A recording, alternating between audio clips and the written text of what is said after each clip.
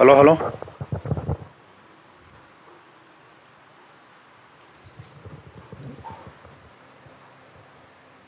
Hello?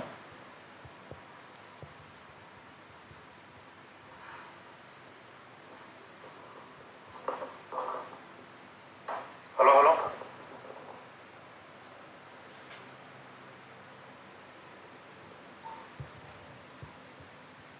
Hello?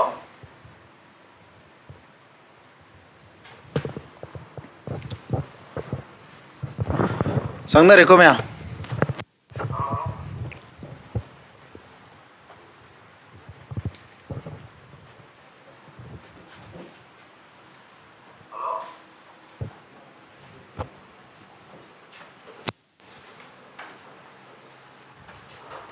Sangna reko mya.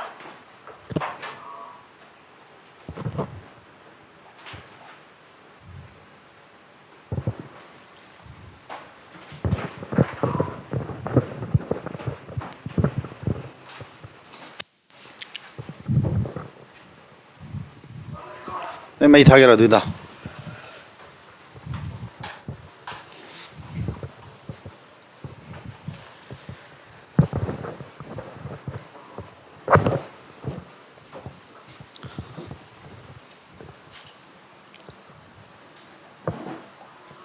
Mai thagera duida.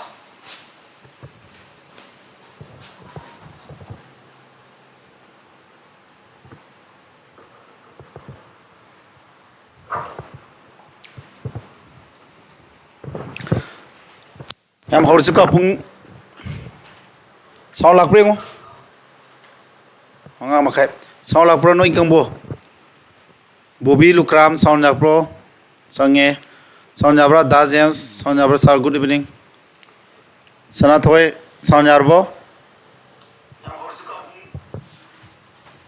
sau lạc bring không? Ngang mà khai sau lạc pro nói căng bồ Bobby Lukram sau nhà pro Sange, Sonia Bra, Da James, Sonia Bra, sir, good evening. Sana thôi, Sonia Arbo.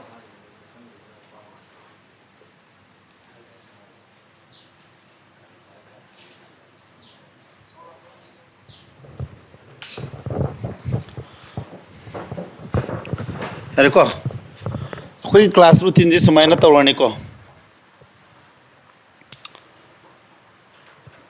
Class routine ji si ko. Nungtigi mese sige fast period siba maths 1 hour adu lore kanda han bai numi humni sima English ngakta lani mathangi numi humni amna reasoning aduga lemori ba minute kun muksina ziki amasung karene phe class nungti yahon ngani ko sumana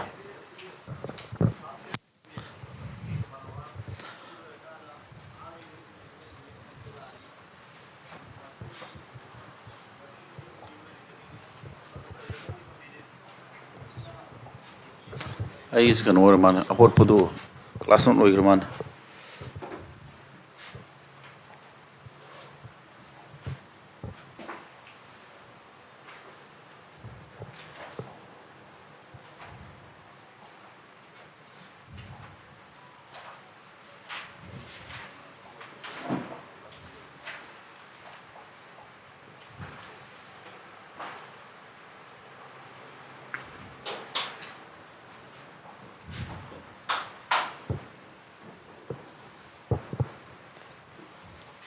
em ko hoje in tawdi class percentage ki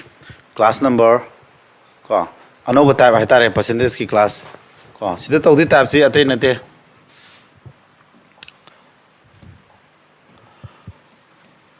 percentage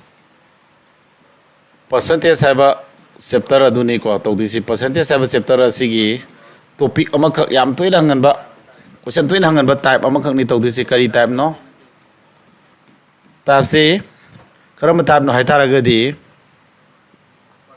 net sense after x% decrease or increase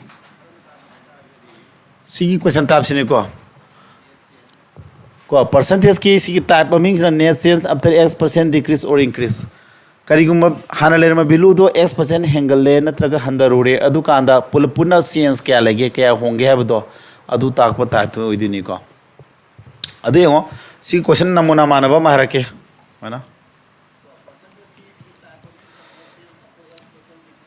a number is increased successively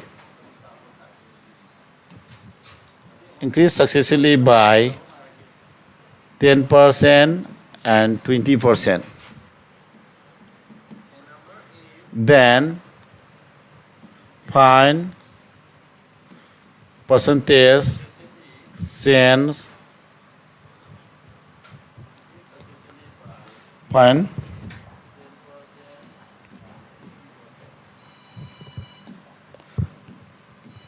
percentage net change to put to have names in the high.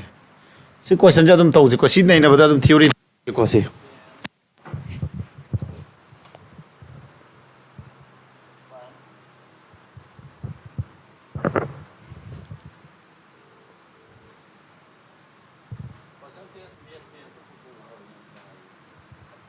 hello? Oh, sorry, to say they can sorry, call you on the Oh. Can online class, I could show a question. She can get home maybe.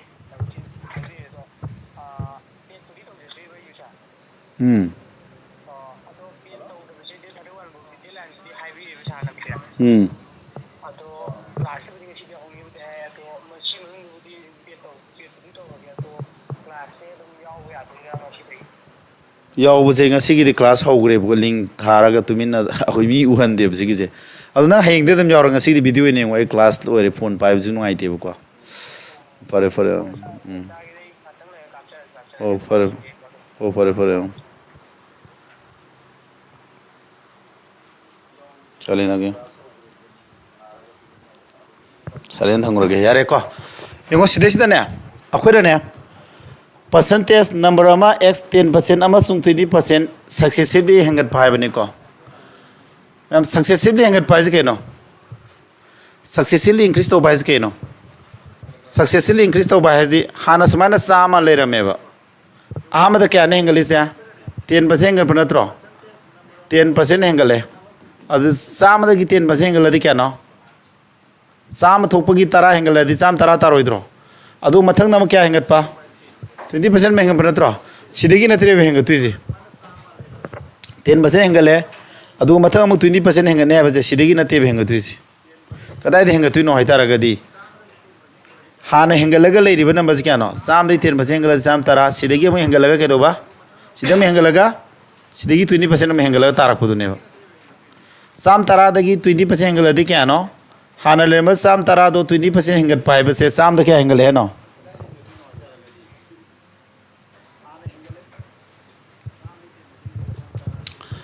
साम 20% हेंगल है कना पुरे कनी साम कुन हेंगल है साम कुन हेंगल में 120 ने मल्टीप्लाई तौने को कथना क्या तारे से 11 का क्या गा 120 पुनदी 11 पुनदी 1 3 क्या बा 0 नहीं करना रे को 1 3 2 ताबरा पुलपुना क्या हेंगल है साम 132 ओरक पाइज क्या हेंगल से 32% हेंगल है को अदुना अहमद माना 10% अमु हेंगटपा मथंग अमु 20% हेंगटपा से ओवरऑल दा क्या हेंगट के 32% हेंगल अदुने बाइसे माना नेट चेंज है से 32% ने अमुकना क्या हेंगटपा 10% हेंगटपा अमुकना क्या हेंगटपा 20% हेंगटपा अनिरक तुंगना सुमाइन हेंगटपा बसे पुंसिलदि क्या ताय 10 का 20 का क्या ताय 30 तादरा अदुना ते तारकदुजी क्या तारे से 32 कमाय तारिनो अहमद सामदगी 10% हेंगले हेंगल कांदा चाम तरा यौरे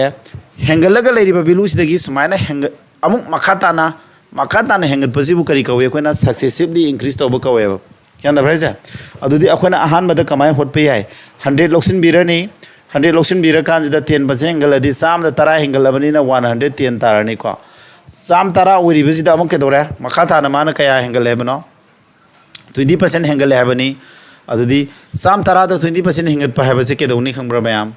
चाम द कुन हेंगल हेबनीना अखोना चाम थोपै मनुंग द कुन हेंगल बिना 120 by 100 न पुरी रेकनेबको ꯀꯛꯊꯠꯅꯗꯤ 0 ꯑꯅꯤ ꯁꯤꯁꯨ ꯑꯗꯨ 12 ꯀ 11 ꯄꯨꯏꯅꯗꯤ ꯀꯌꯥ ꯇꯥꯔꯦ ꯃꯌꯥꯝ 11 ꯄꯨꯔꯤꯕꯒꯤꯗꯤ ꯑꯍꯥꯟꯕꯗ ꯁꯤ 2 ꯁꯤ ꯊꯝꯕꯤꯔꯣ ꯃꯊꯪꯗ 2 ꯒ 1 ꯒ ꯇꯤꯁꯤꯟꯅꯔꯣ 3 ꯇꯥꯔꯦ ꯃꯊꯪꯗ 1 ꯃꯊꯪꯗ 1 3 2 ꯁꯨꯃꯥꯏꯅ ꯊꯝꯅꯦꯕ ꯑꯗꯣ ꯑꯗꯨꯗꯤ ꯂꯥꯁꯇ ꯀꯌꯥ ꯇꯥꯔꯦ 132 ꯍꯥꯟꯅ ꯀꯌꯥ ꯑꯣꯏꯔꯝꯕ 100 ꯀꯌꯥꯅꯣ ꯍꯦꯟꯒꯠꯂꯤꯁꯦ ꯃꯌꯥꯝ ꯑꯗꯨꯗꯤ 32% ꯁꯨꯃꯥꯏꯅ ꯍꯣꯠꯀꯅꯦꯕ ꯁꯛꯁꯦꯁꯤꯚꯂꯤ ꯏꯟꯀ꯭ꯔꯤꯖ ꯇꯧꯕ ꯍꯥꯏꯗꯤ ꯁꯤꯕꯨ ꯀꯧꯋꯦꯕ ꯑꯗꯨꯕꯨ ꯃꯇꯥꯡꯁꯤꯗ ꯌꯥꯝꯅ ꯄꯣꯄꯨꯂꯔ ꯑꯣꯏꯕ ꯐꯣꯔꯃꯨꯂꯥ ꯑꯃ ꯁꯤꯖꯤꯟꯅꯕ ꯌꯥꯔꯦ ꯁꯛꯁꯦꯁꯤꯚꯂꯤ ꯏꯟꯀ꯭ꯔꯤꯖ ꯇꯧꯕ ꯍꯥꯏꯕꯁꯦ ꯑꯩꯈꯣꯏꯅ ꯀꯔꯤ ꯐꯣꯔꯃꯨꯂꯥ ꯁꯤꯖꯤꯟꯅꯩ ꯍꯥꯏꯕ ꯃꯇꯝꯗ x + y + xy divided by 100 하이나 마시 파는가네. क्या देखो करी पानी बा मैं हम ज्ञान तादब ले रहे थे को नोगी ऑनलाइन दिया वो कम्बू से ज्ञान ताई तादे तुम हेरो को अधु ये उन्हें कम्बू से तुम ज्ञान तादे थे हेरो सिमल ले रहे को अनदर मेथड हम एंग से सिने कहीं नो x + y + xy by 100% हर फॉर्मूला से पान दे कमाई पान दे नो हाई बुद्ध तागे को फॉर्मूला से कमाई पानी हाँ मत माने हेंगली से क्या नो आम हेंगली से 10% अतरा हेंगत पनी ना प्लस साइन सिने नहीं को अदुना प्लस ते लाने मतलब तो क्या हम हेंगलिम थारो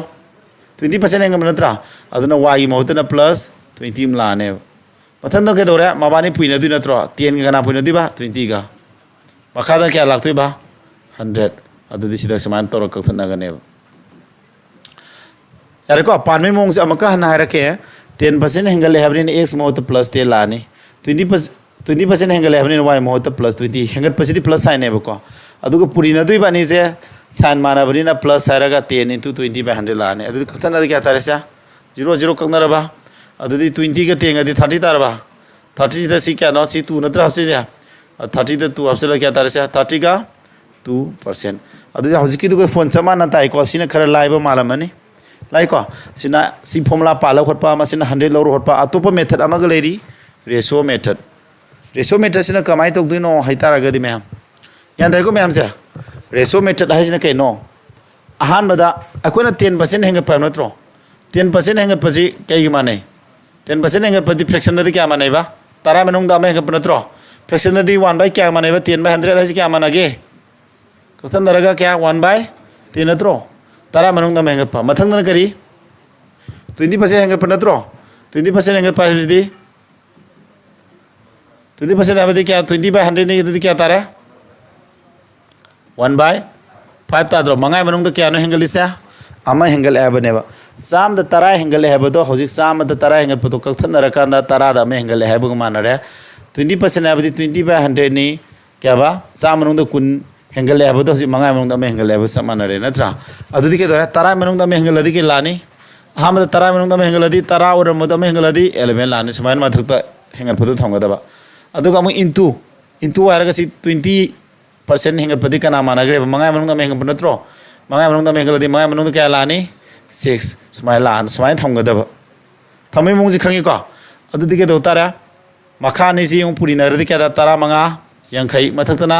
11 6 के क्या तारा 66 मखादा लेरिबसिना हाना ओरमबो ओरिजिनल नंबर दुने ओरिजिनल हाना ओरिजिनल नंबर ओरमदु लौकांदा सिना कै ओइदिबा अनौबो हौजि ओरकप नंबर दुने अदुदी करी हानो से हाना यंखै ओर क्या ओरे हनो हाना यंखै ओरमदु हौजि 66 ओरे हनेबा हाना यंखै ओरमदु मयाम हौजि 66 ओरकप हाइजे क्या नो हेंगलिसा यंखै मनुंग 66 ओरकप हाइबसे मयाम 16 नत्रो हेंगलिसा अदुदी यंखै मनुंग 16 हेंगलदी परसेंटेज पुतो क्या दी यंखै मनुंग 16 हेंगले परसेंटेज पुतो के 100 न पुरी रोइद्रो पुरी नि को अदु कथन दरदी क्या तारा यंखै नि सिका दी 2 ga 16 ga क्या तारा 32% मयाम 32% हेंगले हायरने सिदजु 32 तारे सिदजु 32 तारे अहुमक सिदा 32 तारे मैम सिना चाम लौरू होटपा सिना x + y + xy by 100 हारगा सि फॉर्मूला पानबा सिना रेशियो छो सागन होना बजे को 10% हेंगत पा हबजे कनो 1/10 मानरे 10 मनुंग द हेंगले अदुना 10 मनुंग द हेंगले मिना 11 लाने 20% आबदी फ्रैक्शन द 1/5 को मानरे मंगा मनुंग द हेंगले हरे मंगा मनुंग द तरु पुरी रानी मखा मसिन पुरी नरो 50 मथ मसिन पुरी नरो 66 मखा द लेबसिना ओरिजिनल नंबर मथक लेबसिना कई कोइबा न्यू नंबर अदुदी कोई काना 66 और क्वादी क्या हेंगले जा 16 यंखै मनुंग 16 हेंगल दी सा मनुंग क्या तारनी परसेंटेज मैम क्या तारे ताइको सिगी मेथड सिंग लोई सिनर कदुनी सिनी सुम टाइप सिबु नेंगसी एना net change after x% decrease नत्र इंक्रीज है सो माने हेंगलुर कांद अपुनबद कया चेंज लाके हबदुने बखै पुथोक सुम टाइप क्वेश्चन जिनेबा अदो आई एसएससी जीडी की क्वेश्चन मथंग मथंग हजि नैनब हौरसेको जीडी की क्वेश्चन नैनब खक्तने यारोय सीजीएल द हंगबा टाइप तो सोखे अदुम खुद थागदौनेबको मैम यान थावरा मैम सिगिसे को बॉबी दा जेम्स बॉबी सनाथोय को मी क्या संगबनो व्यू यारबा मैम से नेक्स्ट होरे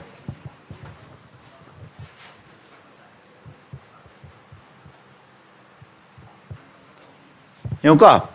हौजी किसी क्वेश्चन जी हम हौरसी क्वेश्चन केनो अनि सुबोइन थोरे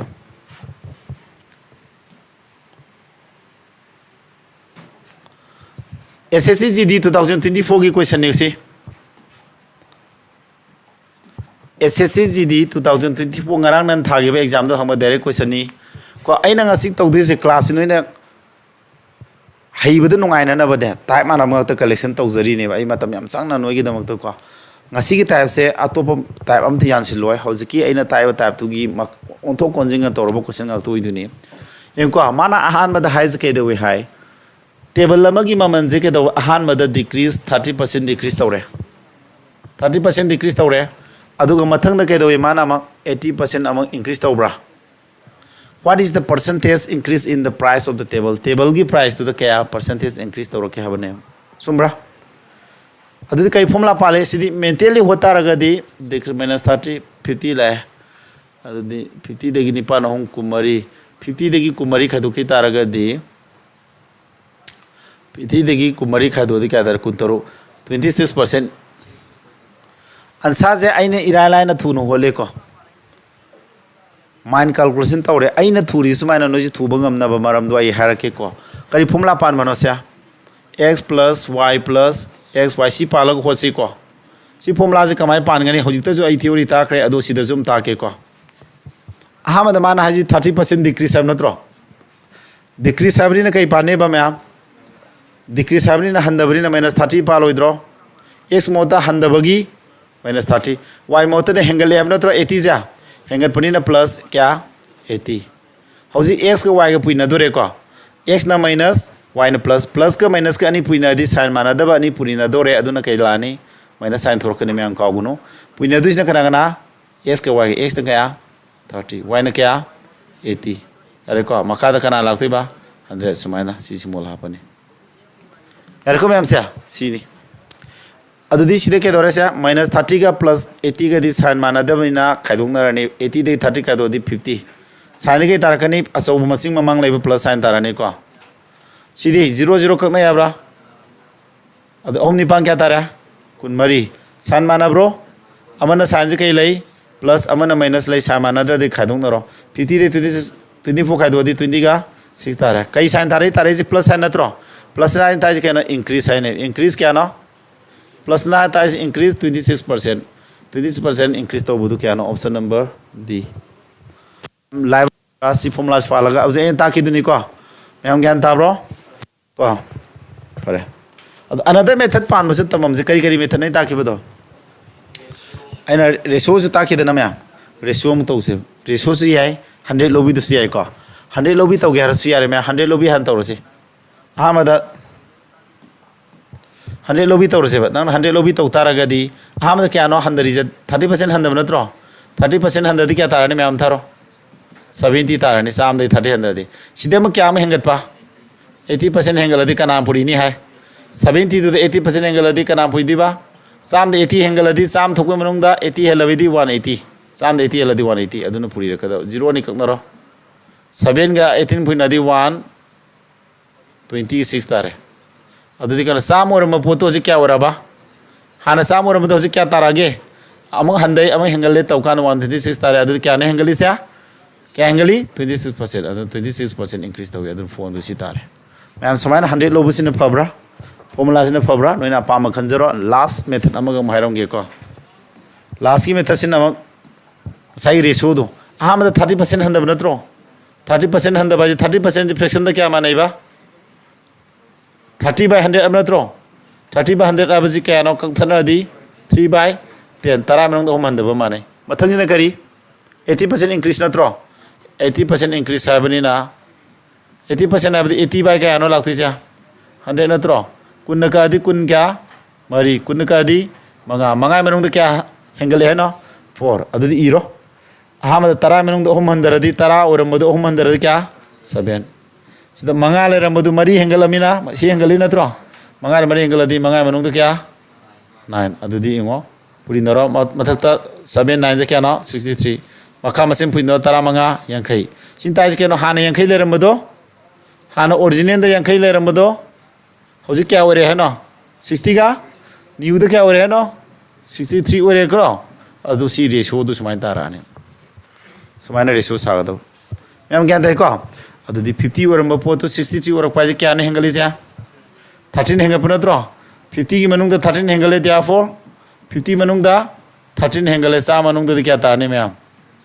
sumai na percentage pu thopai da 100 na puri raga si symbol ha ko ni kakta na di 2 ga 13 adi mem kya tara 26 sumai na hot ka ne uncle si ज्ञान ताबंगम ब्रगम दबरा आइना होजिक ताकिबा theory दा ताकिबा अब method हम दो अमुक सिनरे pull up follow है नते को सी method न फबरा सी मेथड फबरा सिन फबरा नना नांगवा द ज्ञान ताबा मेथड अमदि सोइन लेरमनी दना अदु मेथड तो पालो होलो सी अदु कमन एसएसजी 2000 कनो दा 24 दा हंग म क्वेश्चन ने याराने को मैम से ज्ञान ताइ लौरगे अदु वीडियो रिकॉर्ड सु लोइ लैदुनी न नोय अदु युमदम न येंग सयारे को ज्ञान दा गदी ज्ञान दादा यारगे दम हारो को लाइव क्लास कंबुगी को ज्ञान दादा यारगे सारो होजिके इन ताके दु नत्र सिना क्वेश्चन नंबर 2 एसएससी जीडी की 2024 की सिन नोय मोलो क्या तानी मैम हाइनरो ने साम थारो क्या तानी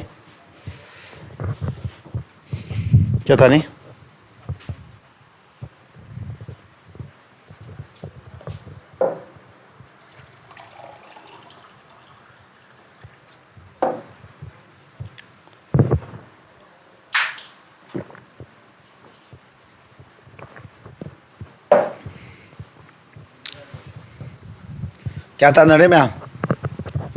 क्या 59% ताइया सुमरे जी को मी 59 ताब यावरे हरे को ऑनलाइन कंबु नोइ जो अदुम खुमो नोइ कया न संगी जै खंगद्रे को मैम येंगो अहाम द क्या हंदबा 18% डिक्रीज नत्रो अद फॉर्मूला पालो x प्लस सिन क्वाइ लाई हेन ब्रो मैम सिन लाई ब्रो नोइ दो सिन लाई ब्रो अहाम द डिक्रीज 18 हरमेना डिक्रीज 7 न माइनस 18 मतलब करी अगेन करी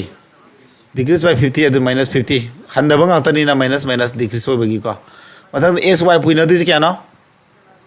x अमसो 18 का क्या पुइना दिबा 18 का 50 का पुइना दिबा मखा का ना दिबा अने ने दिबा नत्रा समान लाने अदु दी 18 का 50 का दी मबानी क्या तारा 18 का 50 का दी क्या तरगे 60 का माइनस 60 का क्या माइनस 60 क्या तरगे माइनस 60 क्या तरह सीधी हमको 0 नहीं करता ना रबा सॉरी 0 हम करता नहीं ना तरा यहाँ कहीं का आदि क्या ना 2 का आदि 9 आई तब ना ताऊ बनी को नहीं खलगा अदुदी अनिज के रो सी प्लस साइन लेके दो ने आई सोईबम ले रहे हाँ मदा 18% हंदबी माइनस 18 मथंग 50 हंदबगी माइनस 50 सीधा पुरीना दु अनि साइन माना ब्रो साइन माना दि के थोरी नो माइनस लेबानी पुइना दि साइन माना बनि प्लस थोरी नि मेगे जि ज्ञान ताव को अदु दि प्लस लागे दौने अदु दि अजिति के तारा सी अनि की 60 आ तारा सी की plus 9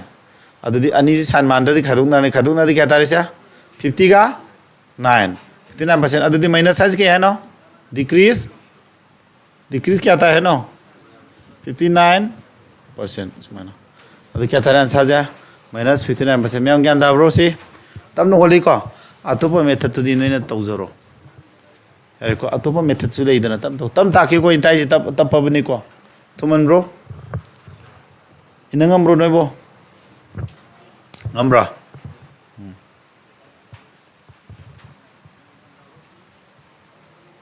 ay tina thau sabra pung mangam khai tarif khai di mangam khai tarif khai sabra ba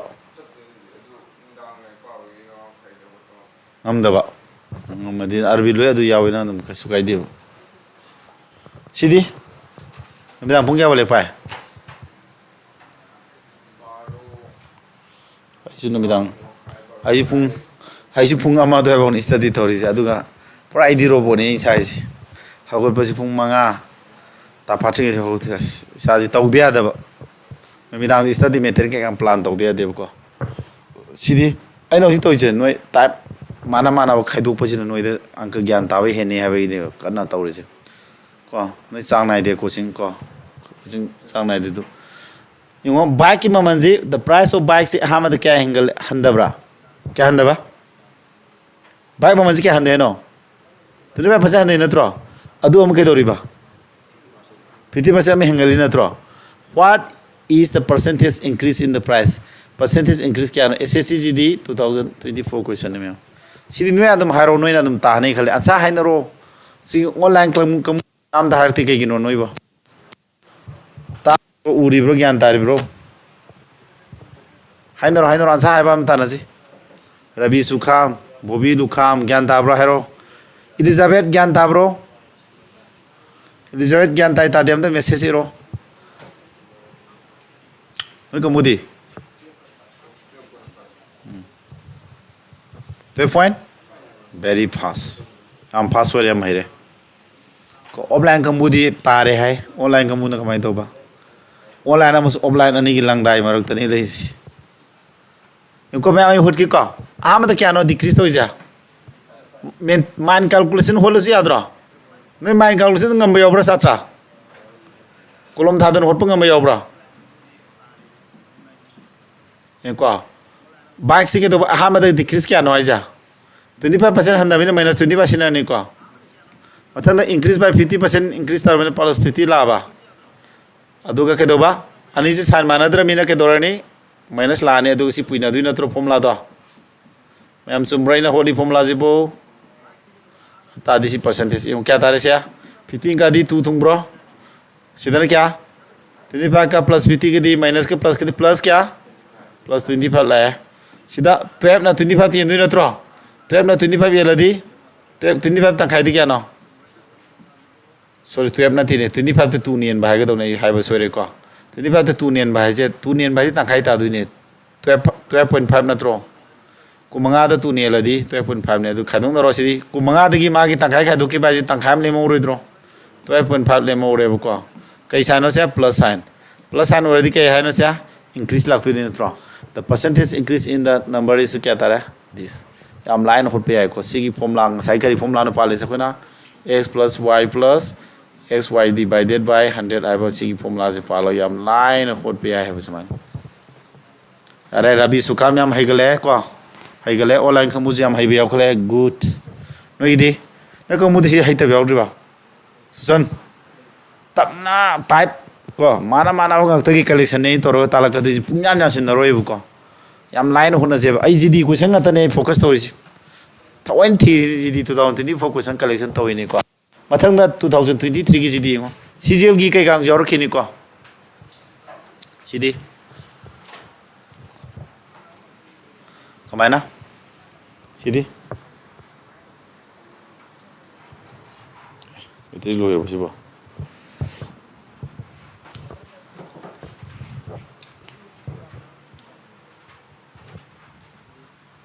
कैसे बोलो यार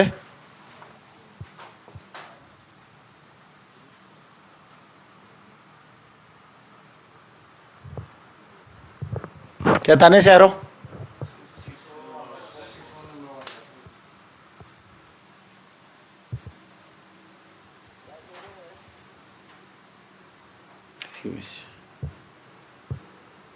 बेरा था ना सीखे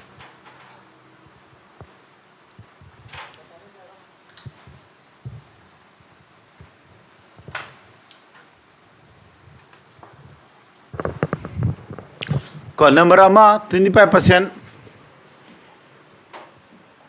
number ama 25% decrease tore 25% handare aduga am kya do kedo heno 25% hengal leba adu tadi percentage increase natraga decrease to kya no siguma condition je kai bam dharo amada kya ba 25% decrease natro mathang na kari 25% increase natro amungna handaba amung na hengat pa adu ga masing ju manara ba ko adu ta suma condition ji matam chupa da always mayam always decrease lakani ko kai lakani ba always decrease lakani adu percentage na kya laktui ba sigi 25 se square toraga kana yandi ba 100 ne ngane adu kya tare 25 se square to di 6 kya tage 25 se anira puina di 6 to 5 ta bani ko mayam yum da check tok jo kya tare 100 ne ladi 100 ne ladi kya tare point matung digit ani thamoidro 6.25 kari gi thami ba 0 ni yob gi mayam ko ya drisi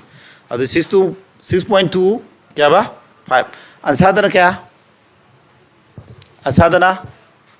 adu di sidi kya 6.25 sidi sumai la ne 4% adu si tare ansa si tare b ta ba yam yaure b ta ba yam yaung na very good rabi here sana thoi here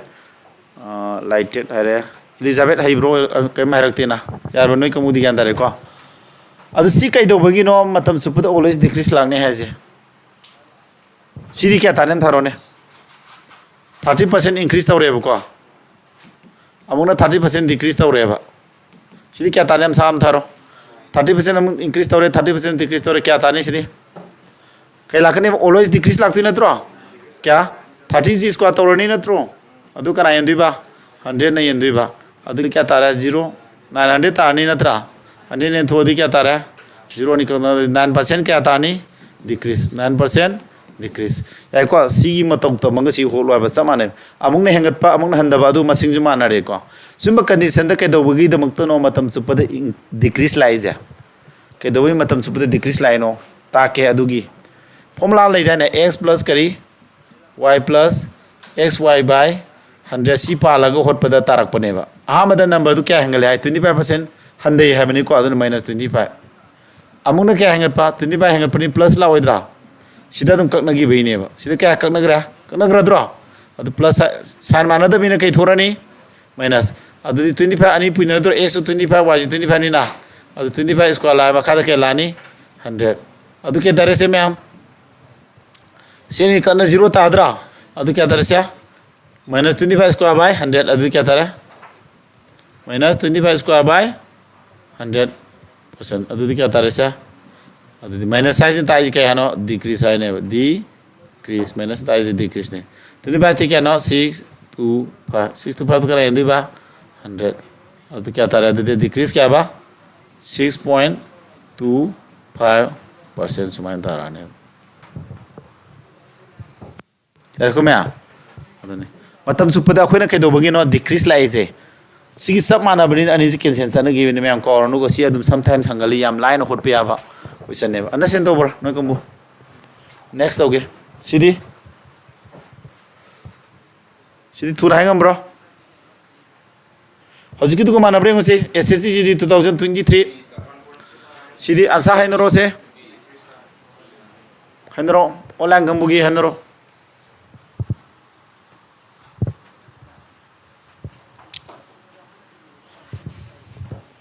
gari is kaya gini mata nama crack lah isi mana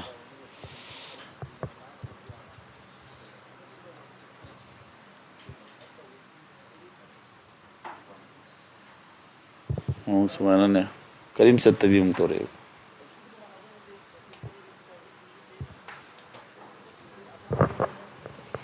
apa mem sia kya tara sigi dikya no sana ba kya ta ba bi ta bra ye ji ko habdi amung na increase by kya 30% 13% amung increase tawre aduga amung kari 13% decrease taw natro amung na hengar pa amung handa natro sidi kari tagre matam chupada always kai ba always decrease ni ko hanjin tagmal labani aino noise ko ano basatra yam yawi na to always decrease adu kya ba percentage ni sigi pyramid ba ni si square to biraga kara yani am no ani enu natro 13 jani puina di kya tage 13 square di 169 natro si simba pu dong ne 100 ne yeladi point matung di kya thamne ba ani adu di kya tare sumana answer do decrease by see ere ko mem ka oro ko si any bilu hangada adu di masing do ai on thoke ya gadro ahmad samai hengal amadi ahmad 14 hengal hai mathang do 14% am handare kya tane adu di kya tane hore answer do 14 square da kya yelani 100 अदु 14 ni square क्या ना 196 नत्रो 196 दा 100 ni लदि क्या तारनी से 1.96% सुमाय तो उतना खंजिलो understand तो eco अदु हंगिंग बा हंगबे आई मोगी दी क्वेश्चन का GD 2000 क्या गिना 23 गिने मैं हम यारे को से हरियाणा लोगे नेक्स्ट लोगे सुशांत ज्ञान ताब्रा इनंगम ब्रो अमिको this one सिदी सीके नो the price of an article is reduced by क्या पोट नमय article से के दोबा 10% हंदरे अदु माना नुंगतिगी योलिबा पोट मसिंग दुदी के दोबा 20% हंगले net effect on the daily sale receipts माना नुंगतिगी पोट योर मदि फंगबा अदो क्या क्या होंग के हबदो इयुई तो सीधे तुम तो सेम था क्या था गेम थारो क्या बा 8% increase very good यम है रे को सुंदर से थोसी को 8% खुमनरक पे यावरे मैम कमाइना पूरा में आर्टिकल जी रिड्यूस बाय 10% माइनस 10 सिन नि फॉर्मूला दु को अमुना क्या हंग बा इंक्रीज 7 प्लस रिड्यूस 7 माइनस को प्लस 20 अद सान माना द बानी के दोनिया माइनस लानी को 10 गा 20 का दुदी क्या तारसा परसेंटेज की के नो 100 अदु क्या लाया दुदी क्या लाम थारो सिदी क्या तारा 10 तारबा सिदी 0 नि खतन नरबा क्या तारा माइनस क्या तो अदु क्या तारा कैसे 10 तो गदी माइनस क्या 8% अद प्लस सान लाख पूरा कैसा लाई प्लस लाई ताबद क्या नो इंक्रीज बाय 8% मैं हम लाई को से अंक सिंग जी रवि सुखाम जी हम हैरे ना निंग थाउजेंड एलिजाबेथ जी हम हैरे वेरी गुड मैं हम इंप्रूव हम लेरे को क्वेश्चन सब मानब टाइप से कलेक्शन तो बसी हम कानाब्रा कानै को हाई पंगान यान सिन गुम से टाइप हेंग ना टाइप अमम पुला कने हंकिनम पुला कने मसा खायना को अदुदा हंगिबो क्वेश्चन जिंग जे सो क्वेश्चन अनो लेटेस्ट क्वेश्चन GD 2024 23 सी लोरगा सीजीएल की कई जो खरा दम हाफ कने मरम दी एरिथमेटिक हाबदी सीजीएल दा हम GD दे जन हंगे सी कावगुनो इना थाजो नेक्स्ट स्पीड तानबी तौसिको मैम हैरे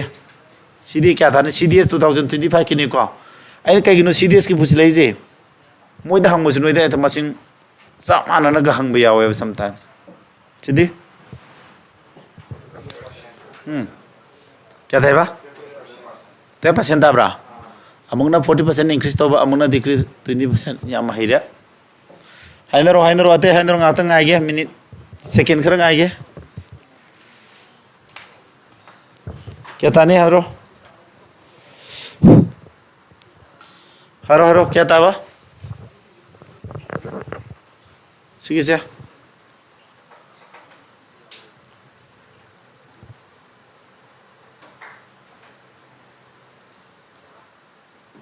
गरी से किधर क्या तरह के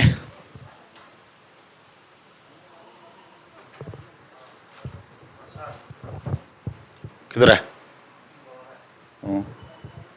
इंजुका अदुदी सी क्या तारे 40% हेंगल अमीना प्लस 40 मखादा करी माइनस 20 लाबा सामाना द मीना के लाने अनि से माइनस लाओइद्रा 40 के 20 पुइनरो क्या तारे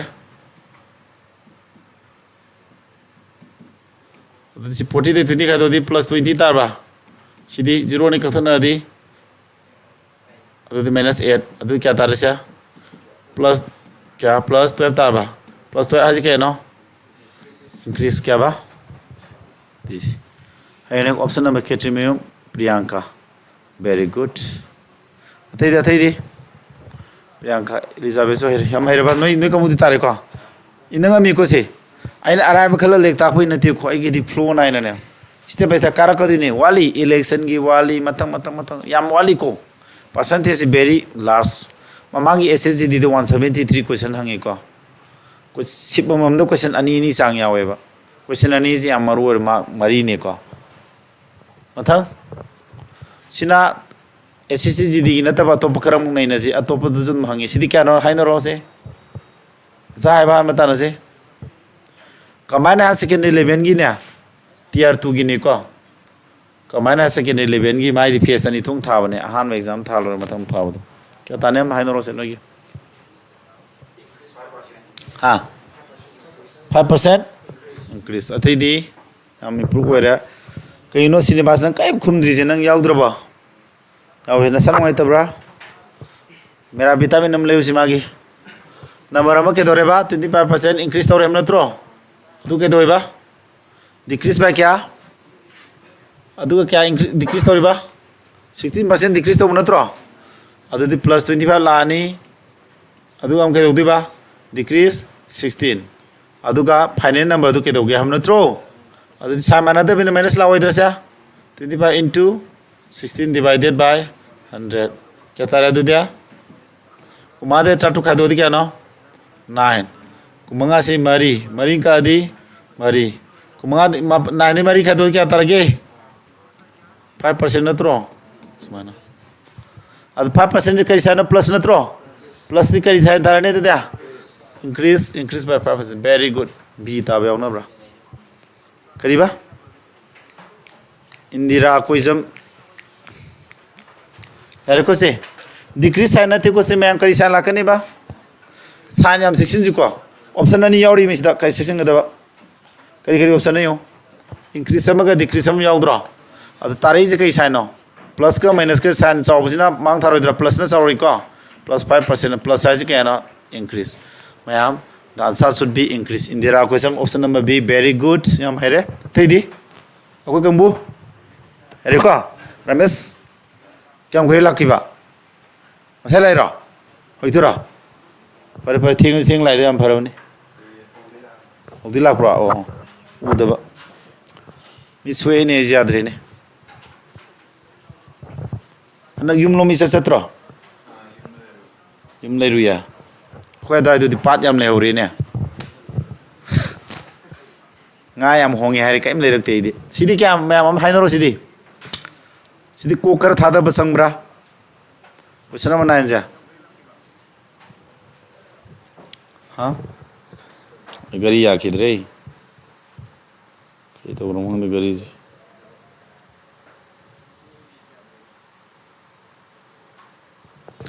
yung ko ba sigi kya था दोनों कितने सीएस तो ब्रा सिना एसएससी कमाया सेकेंडरी लेवल 2023 की ने सी क्वेश्चन कई दे सीएस ले हम थे yung ट्राई तो ngam reo try yourself length and breadth of cube से के दो बा क्या एंगल लेवल length breadth कैसे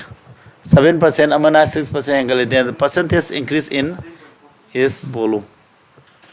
मैं आपसे कमाई तो नहीं हम ब्रो अच्छा कि x plus y तो पान बदी है को मा पालक ताकपद न ज्ञान तारो अदुन हाई क्यूबेट अमा है केनो क्यूबेट अमा दी लेंग ब्रेक कईबा लेंग ब्रेक कई लेगिदुन माइ जा लेंग ब्रेक हाई लेगिदुन नत्रो मा लेंग दु केदो है नो 7% इंक्रीज तोरे अदु करीबा मागी ब्रेक 6% इंक्रीज तो हम नत्रो percentage increase in is volume the क्या चेंज तौगे है बनेबा alta di sizu s plus y du pan be 13.42 मैं हमको कोलम था दे आप मंत्र में है उरा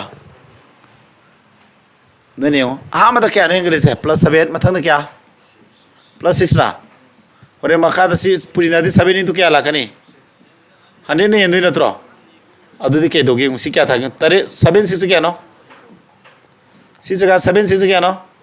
42 द हंडे नहीं लदी क्या लाका नहीं हो रहे क्या लगता है .42 लाख तो नत्रो अंसाद .42 ना याव बथी रहा है और इसी 13 नंबर लाख तो रही को 13 प्लस से लाख तो रही अदुदी और 13 द क्या रहता है सिंधु बात 0.42 अदुदी 13.42 कोलम था तो मेंटेली होन गंबर से अरे कोलम था तभी द माइंड कैलकुलेशन गमी को कहीं नो तो इन तो रामे न गमा मने अंडरस्टैंड तो इको से हम लाइबा अंक वैसे मथंग नेक्स्ट हम तो गया अराइब दे मतम संगन गुमसी क्वेश्चन यामे याम होसी तो बने सीधी वाई तो दिबा सीधे वाई तो दिबा the s of cube is increased by cube amagi s side khang bro cube की s side के ना क्योंकि एस आई डी में हम सी कौई सी नक्सेप से कई कौई बस या एस कौ एस आई मागी क्यूब अमगी साइड के समान नहीं को साइड एरो से हमें हमसे हमें खंगी लोगों से मागी cube 10% increase in surface area हम नत्रो surface area da kya increase tauge si kamai tawni adum haziki formula do panya dine 10 plus 10 taw 21% am ta dine ko ta badi adu kamai hut no gyan na explain kara tauge surface hai di kadai bu koge me क्योंकि surface क्या लगे how many surfaces are there in a cube mamai dum ne surface hai natra mamai क्या पाले mamai taruk पाले को mamai taruk पाले other माई surface area क्या no मागी surface area है नि को से mamai amom ji के mamai amom के area ji के no side square ने mamai amom area mamai taruk पाला मैंने क्या लाने 6 into side square ला withdraw सुमाई ला माई formula से अदर अंको हो से हाँ मतलब माँ है से के no मागी क्योंकि side S side side है ना तो side क्या एंगल है ना 10% के लेवल ना तो side क्या एंगल है बा हान ले बुद्ध के तो बा हान ले बा हो ले बिजन करी हान ले बुद्ध 10% के लेवल ना तो 10% के पास के ना 10% क्या माना कि मैं 1/10 ना तो हान तारा ले रहे मधु हो जी अमे एंगल अधी क्या तादी बा 1/10 वो रहे मधु अमे एंगल अमी ने क्या तारनी 11 तारे हैं ने मैं सरफेस एरिया फॉर्मूला से कहना 6 into side square मैंने खंगा दबा सिगी होरेन एरिया सरफेस एरिया पुथुका अंदर के दौड़ने होरे के इलाके 6 into side square नत्रो side square क्या ना भाई side 3 नत्रो 3 square लाने सीधा सु के लाने फॉर्मूला तो 6 into side square side क्या ना सीधा 11 square रेशियो द मानवदी का किलो इधर माना मानवदी से माना का किलो इधर क्या तारे 3 square दी 100 था और बा 11 square क्या तारे 121 अदुदी surface area तो हाना सामूर मुझे जी 121 वाला क्या एंगल है 21% increase सुमाइना तादुई ने सीना असिंबा मार्गी फॉर्मूला पालो होत पनी अदुना तभी दा अखोई ना करी होत पे आए होजिकी x plus y पान मजुई आए में सी काउगुनो को सी पान क्या है ना कमाई पान गनी में हम खंग्रो से 10% एंगल है ना त्रो plus 10 अमनो अमजु 10 अमको जु 10% एंगल तु ना त्रो surface area दी side square ना throw surface square side square anirak pan gane buko aduna 10 anirak palaga samay pan ga hot kada hai me ko formula pan ga raga na samana hot kada 10 do anirak sina ga da mam ka roi ko 20 10 10 sidi 0 0 kana di 1 da kana re 1 thore ko adu kya tare mam 21% mam gyan tare ko se formula pan ga raga na 10 anirak sina ni ke do bisi nei ba side square hai je side ani 10% ani angle hai ba saman dui ne ba na tro yani nge क्या तारे साधु दी 20 का ची दी 1 तारे को a तारे को ज्ञान तादर बा तादब्रो एक को नेक्स्ट और game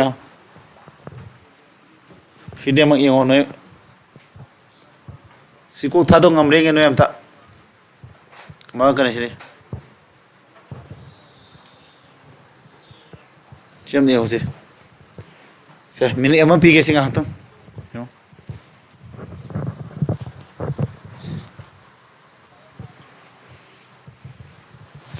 noisa ni noisa phamma ga nungai na ai di boy le pada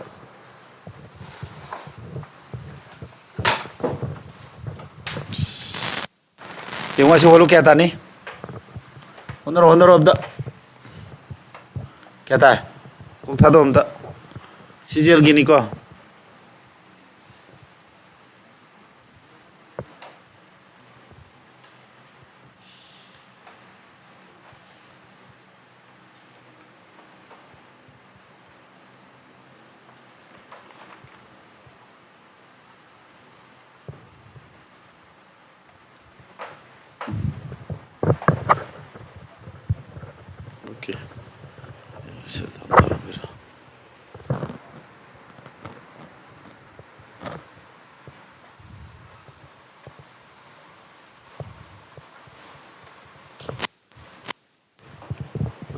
ngamra kol thad na ro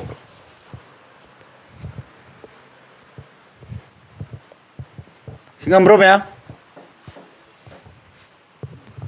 singam na bro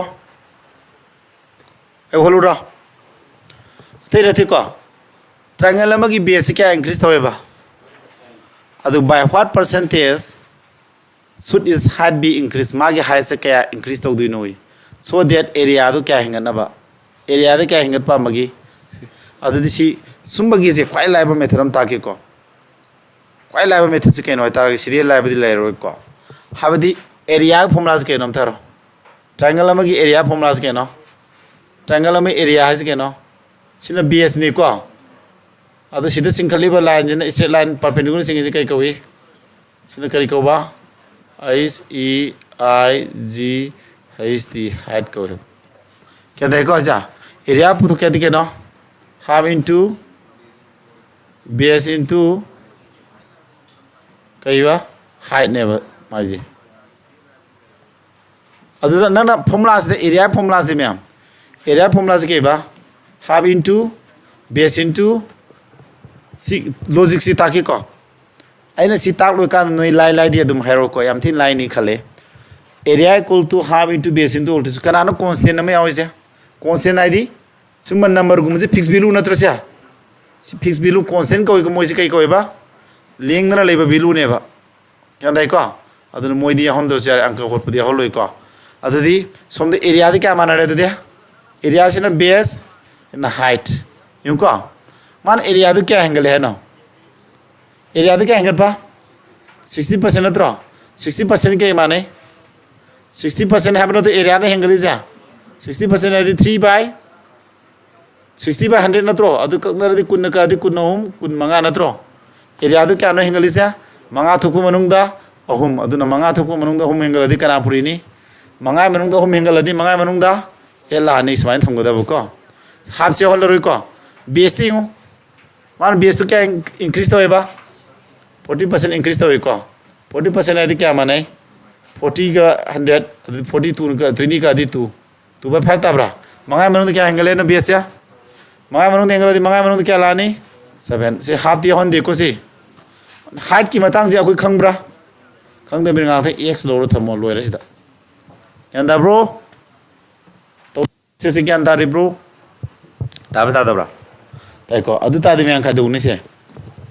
सिदा खोइन तौदु चथे केम नथे अमका हला हरके एरिया दो 60% इंक्रीज तौरे मंगाय मंगदो होम इंक्रीज तौ मंगाय मंगदो होम इंक्रीज तौ दि 8 लानी बेस तो जो मंगाय मंगदो क्या अनि इंक्रीज तौ मिना 7 लानी अदु हाइट तो दि खंगदबनि गाथे x थमोबा यारे को अदु मका मका खंगनरबा x पुथो क्या दि के दौतारे से 7 जे सम सरा दि 8 ये लोइद्रो क्या तारे बा x है के नो x के माने नो हाइट तो नत्रो हाइट से के दो है नो जी हाइट तो जी 7 और मधु क्या ओरे है नो हाइट से क्या है नो सिने मिन तौरि जा 7 और मधु 8 ओरे है नेबा अदु 7 और मधु 8 ओबा क्या न इंक्रीज तो जा 7 मनुंग क्या इंक्रीज तौरगे 1 अदु देयरफॉर परसेंटेज पुतो 7 मनुंग क्या इंक्रीज तौरबा 1 इंक्रीज तो परसेंटेज क्या नो सी अदु 1/7 जे परसेंटेज क्या आता है 1/7 जे परसेंटेज क्या 7 इसी ये लोको 14.28% तानेबा अदु मान एप्रोक्सीमेशन लोडी 29% तान एप्रोक्सीमेशन लोबो को से करीबा चौराक प वैल्यू मा लोबनेबा अंडरस्टैंड तो ब्रा क्या दाव ता दम थारो ने को मु ताइको चले यार को से नेक्स्ट तोरगे सिगिरा SY पान में मतांग दुसु अदुम ताके यानी SY पाला कमाय पांदिनो याय SY पान ग्यारे ना मैम समाई तो उतारे यार मैं आइन ताइसा सिने लाई हिंदिनी को XY पान बे यादब्रा हारगदी याय कमाय पांदिनो हाय तारग मैम अंगांग मन इबिस नुगायब्रा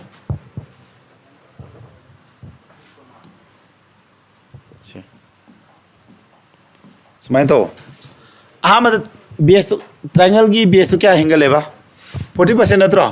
40% एंगल में प्लस 40 हाइट तो खंग ब्रो को हाइट तो खंग दे में गाथंग माइ दि मोड सिलनो माइ दि y थमो को अदुगा फॉर्मूला के लाने 40 into y divided by 100 ला लास्ट करी ओरे बदुगा लास्ट क्या एंगल है बा 60% एंगल है नत्रो अदुना प्लस 60 लाने अदुगा नकंदा ओरप पोल सि थमो अदुगा y सॉल्व तो दिस माय होट कदबा बेस तो 40% एंगल है प्लस 40 अदगी हाइट तो दी क्या एंगल है खंग दमिना प्लस y थमो अदु मबानी पुइना दी 40 into y 100 लावइद्रो अदु समाय तो खोलो चारे सीसी कथन रो क्या तारे अदु सी 40 पाई के लाने 40 plus y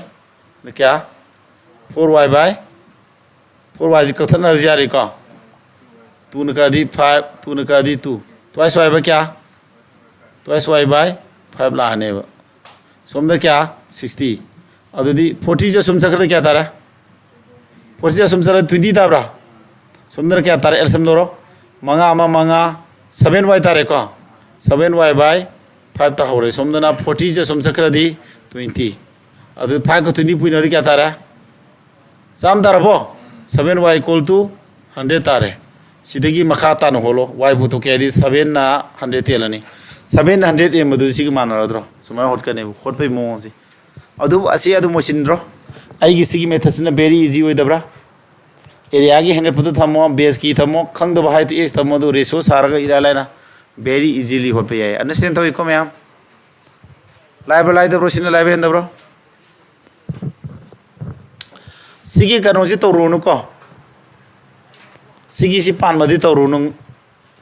ngasagi bs to 40% increase to bani na bs to plus 40 thammo ba adi am ke do ba height ki di khangdi ko kya increase to khang bro ma na tro ko puthong no honari sa khang da bani na ngak ta mai y thambi ro hai ba ma'am kya dai ko adu ke doctor ya sida ngasa puri na dai na si formula ma tu ina adu ko last tarak pudu area gi du na sum thang last to ko full do adu sarukti ai mai holo ba area have say half into base into altitude ne ba ko aduna sumaina half kumba si constant yawo bilu si di anko padi holo have ne mai na je ko yana bra adu di area do kya angle have no mana 60% have di kya no mangai manung da ahum have ne 60% de 100 by kya no sorry 60 by 100 ni kang da di si ta dro mangai manung da ahum angle di mangai manung da kya ta ni nipan equal to sum bs are bs kya na increase to ja 40% atro adu mangai manung da ni 40% adi adu mangai manung ni angle mangai manung tari la ne adu sum de x kathon daro x पुतो क्या दी 7 जो हमसा दी 8 by 7 लानी अद ध्यान 7 और मुदा होजी 8 और पाजे क्या ने हेंगल इसे 1 नत्रो और तादी मैम 7 की मनुंग दो 1 हेंगल पाजे 7 मनुंग दो 1 हेंगल पाजे परसेंटेज तदी सी लानी माय वैल्यू दु क्या ताने बा 7 ने थोदी 14.28 ता बने दु एप्रोक्सीमेशन लौरगा 28 आबजी एप्रोक्सीमेटली सौरांगना 29 हन लो याय दना अदु का सुकायबल लेते सिदा अंडरस्टैंड तो इको यान दरिबा ताबगा मिको नेक्स्ट ओके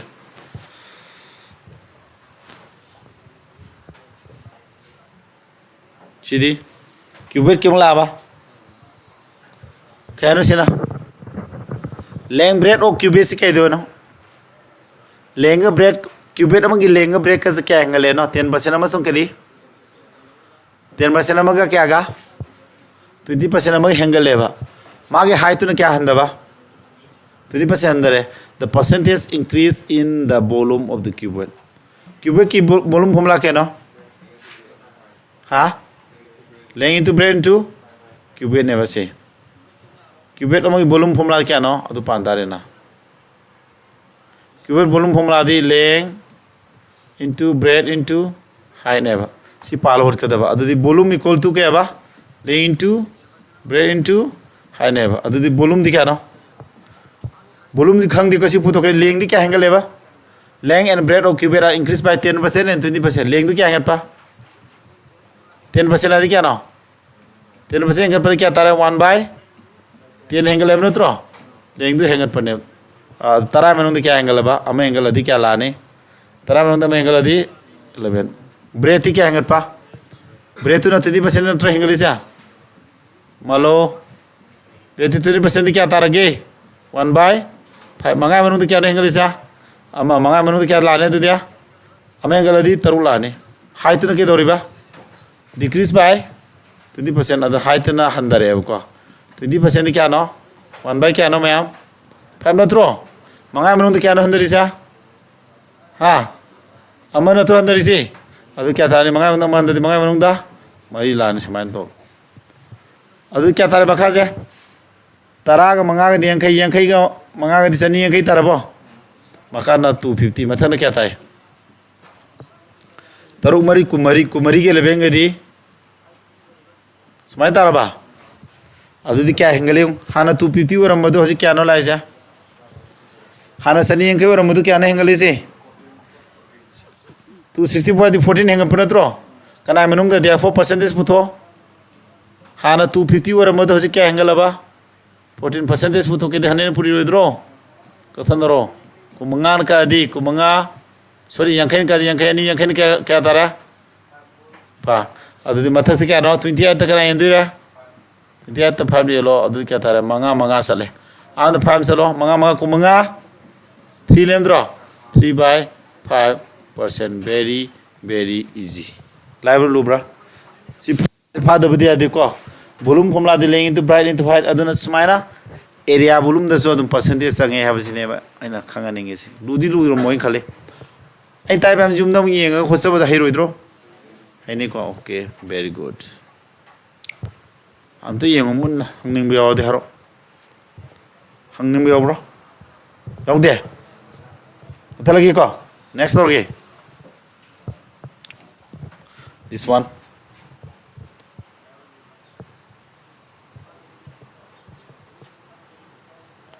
कहनो से स्क्वायर अमगी एरियाज क्या हंदे नो स्क्वायर की एरियाज क्या हंदा बा 1900 है 19% डायगोनल से क्या हंदगी स्क्वायर हदी के नो सांगमा मानव सात मरी सांग मानव न तो डायगोनल ने करी स्क्वायर की डायगोनल फॉर्मूला क्या नो खमरा स्क्वायर की डायगोनल फॉर्मूला दे रूट 2 into रूट इंटू क्या है ना रूट इंटू क्या बा साइन है अरे को मास माय एरिया से किधर है ना स्क्वायर एरिया से किधर है ना हानो और मधु की सा मनुंग तो क्या ना हंदे जा सा मनुंग तो 1900 में तो हानो सा और मधु 1900 क्या लाने इतिका वाला लाने हैं बने सा 1900 में ना और तादी क्या दौरा एरिया है क्या माना गे एरिया है सारी स्क्वायर ना तो सीधी क्या स्क्वायर ना तो दिया 3 स्क्वायर से ना क्या ना 9 स्क्वायर ना तो सिवाउ दिखाएंगे क्या एरिया है जी सीनी एरिया तो साम में तो क्या हंदा ब्रो मारा है जा 19% डिक्रीज तो वे है भी नहीं को साम में तो 1980 वाला है अदुगी नहीं अदु एरिया है कई माने नो सारी स्क्वायर ने अदु ना सी 3 स्क्वायर इस तो 9 स्क्वायर थमो अदु अखोन सी सार की रेशो पुथोबो हजी सार की पुथोबो सार स्क्वायर ना 3 स्क्वायर वे तार के साथी क्या तार मने 3 तार होइद्रो साइज स्क्वायर तो ना 3 स्क्वायर ने अदु साथी क्या तार मने 3 तार होइद्रो सिगी तो क्या तार नहीं 9 अदु दी सार की रेशो खंगनी डायगोनल दी के नो डायगोनल रेशो दी रूट 2 into क्या साइन त्रो है डायगोनल है जे के माना डायगोनल रेशो का सारे रेशो माना ने सेम होने रेशो दी सात का करा माने बा डायगोनल माने मरम खंब्रो पर रूट 2 into साइड लागतो नत्रो रूट 2 into साइड क्या नो 10 सीधा जो रूट 2 into क्या लागतो बा साइड 9 नत्रो अदु कथन रूट 2 जी मानाबनी को इद्रो सा अदु रेशो दी मान रखने साइड का डायगोनल याय को सा अदु डायगोनल दो हन 10 वर मदो क्या हो रहा डायगोनल दो के दो है नो क्या हंदर क्या नत्रो then the diagonal of the square is decreased by 10 वर मदो 9 has क्या नो हंदर इस में आप 1 नत्रो therefore 10 मनों तो 1 हंदर नत्रो सा मनों दी percentage decrease पुथुक तो नत्रो सा percentage decrease क्या नो क्या तारा मनों तो मंदर से 10% नत्रो मैं am very easy मैं am ज्ञान तारा सली को सिगी लॉजिक ज्ञान था होब्रोम थारो एरिया है बदी सी पिरामिड साम तारा 1900 भी 80 वाला है अदु साइड स्क्वायर नहीं सी 3 स्क्वायर 9 स्क्वायर साइड पुथुक के 3 to 9 डायगोनल तो क्या लाने से माला ना से तो गमरा हमें को वा ब्रो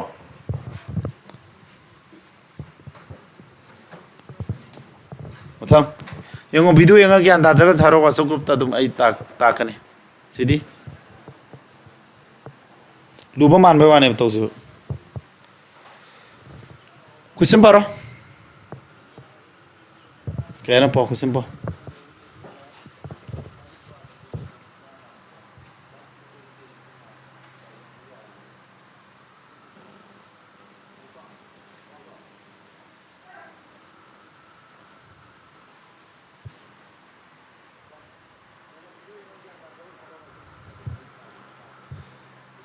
क्या ताने से रो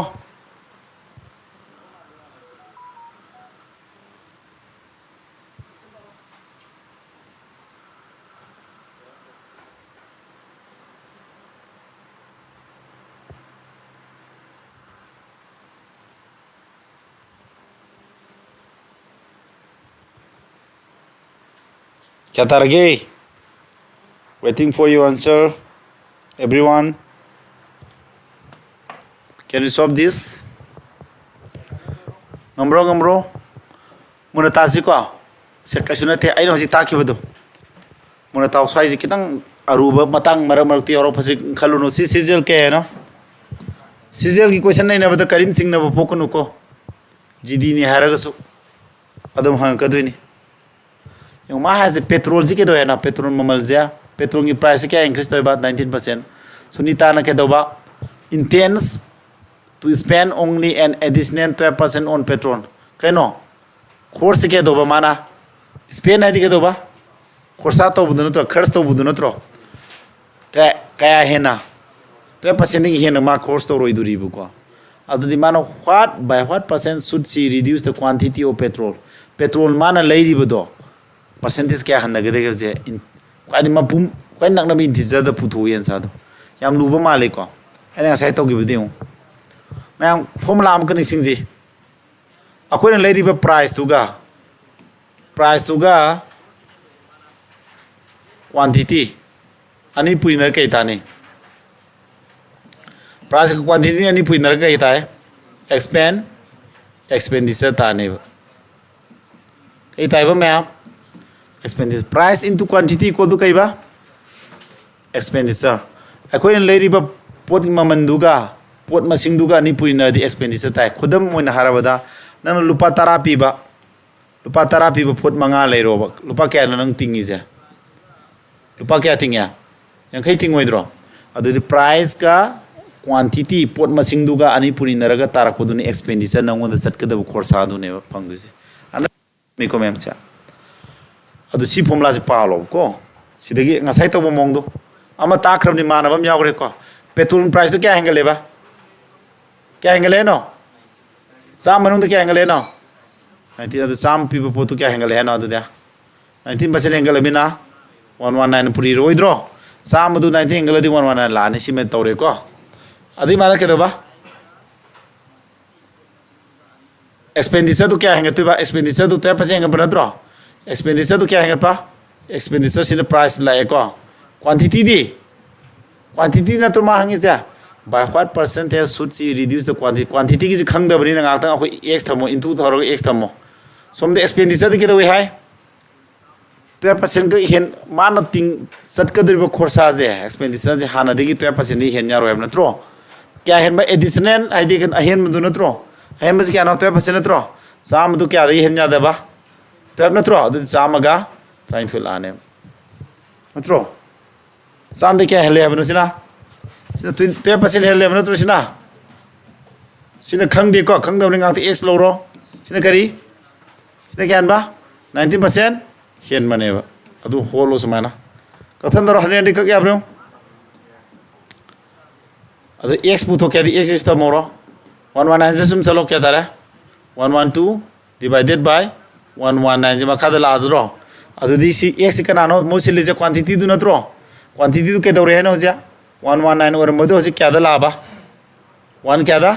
112 क्या हंदर है 700 बा therefore percentage पुतो हाना क्या औरंबा 119 मनु क्या हंदर है बा 700% तदी सुमाइला ओइद्रो सुम्ब्रो अदुदी 7 का अधि क्या तारम थारो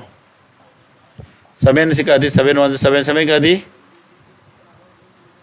17 तारबो अदु 1 by 17% क्या ना 1 by 17 जे percentage क्या माने है बा सिमा पु गदम नि को से 1 by 17 जे percentage ते मैम है मैनु का और को 5.88% माने सी by heart तो Gadaba you have to get by heart this by heart तो सिमा पु गदम नि को से 1 by 17 जी percentage था आदि 100 ये मसी के दो सितार अदुदी कना ने या सी मनांग न प nearest integer आइदा ने मनांग न प integer थमोसी 6 न दरो अदु आंसर जी 6 lower ने मनांग न प integer अदु option number B is the right answer ma'am C method से नुंगा रे ब्रेंग से एन x त मोसे लाई दो कैसे लू देखो concept तो ज्ञान ताबरा ने explain तो गिबदो मैं ज्ञान ताबरा तादम थारो ताबरा ताबरा ताब्रो ट्राई कोसा next one. Voy dure. Lucy Ladam. Sidi get over. Chini Mamanzi get away now. Like Thurani, some man of them already like to Chini Mamanzi Hano. Chini Mamanzi 18% angle, Nupama Kadova, Mark expenditure to 12% Helening Deva. By what percentage correct to one decimal place, one both Hamuye, Kadova consumption to Kandagadi. Man Kado price to price from Lakano, price equal to price can up with quantity ka punna duna tro price ko quantity ani punna ke ta expenditure ta dro haji ki tu pandu ni mem price to kya angle no 18% tro adu sam mo madu kya wore ni 18 angle ade 118 oi dro adu quantity du di khang da mina ke do ne sina tro puthok tu ja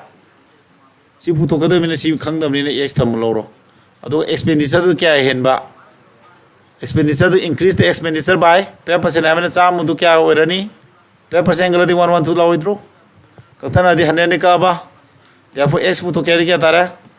118 makada la ni ko. Sumda kya lava 11 to kathana kya tara 50 ka kya no se section kya 50 ka 9 sumbro 50 ka tu na ka o si tu ka di 50 ka 9 क्या ना hunger किधर बा क्या हंदर से 59 56 से क्या नो हंदर जा 3 दिया वो परसेंटेज पुतो 59 के मनुंग द 3 हंदर है सा मनुंग द दी 100 न पूरी ने परसेंटेज पुतो क्या नो ये दिजा कोई सहम द क्या नहीं येला नहीं सा मतलब 300 तक ना येला नहीं 59 ये लो इधरो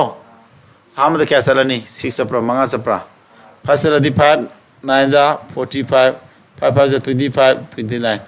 5 ले में को yenjare point kar zero laba adu si yenjare basa yadamina zero karaga mu yelo idro adu 5.0 ji hek nangna badi 5.0 ji ga nangna badi matang 0 mapani 59 yeladi 9 salamani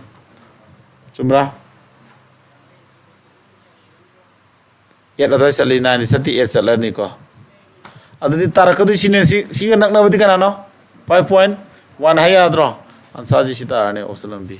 Kasulu dia ko si mamang da manawam tak re dana sia puthok da khang da duna ke loba x loba sam da kya hingat pa 18% angle bina 11 elai sila sam da kya hingat pa 10% angle bina 11 chulai mem gyan dari bro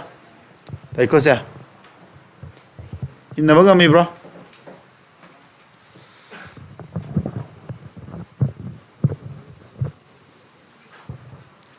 MTS ki question jawi MTS की question जाओ बनी को समाना दिन MTS ता हंगबा अदगी CGL हंगबा SSGD हंगबा तुम समाना ना तुम मोदी वाइथो क्वेश्चन ताऊ नहीं क्वेश्चन को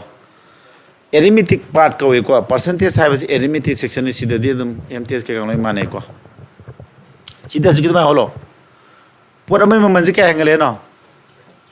प्राइस क्या हैंगले बा प्राइस क्या हैंगल लगे price 23% angle in throw family ना मार्क के तो कंज्यूमशन के तो बा क्या हंदगदगे so that expenditure on it was only 5% more expenditure क्या हन बा कुछ की तो ताऊ देने क्वांटिटी नहीं को क्या था दे expenditure और प्राइस तो क्या नहीं एंगल जा सामान तो क्या नहीं एंगल जा 23 तार बा क्वांटिटी दी खंग दबनी ने x लोरनी सी न तो हंगी सी एक्सपेंडिचर तो क्या है लेगी माना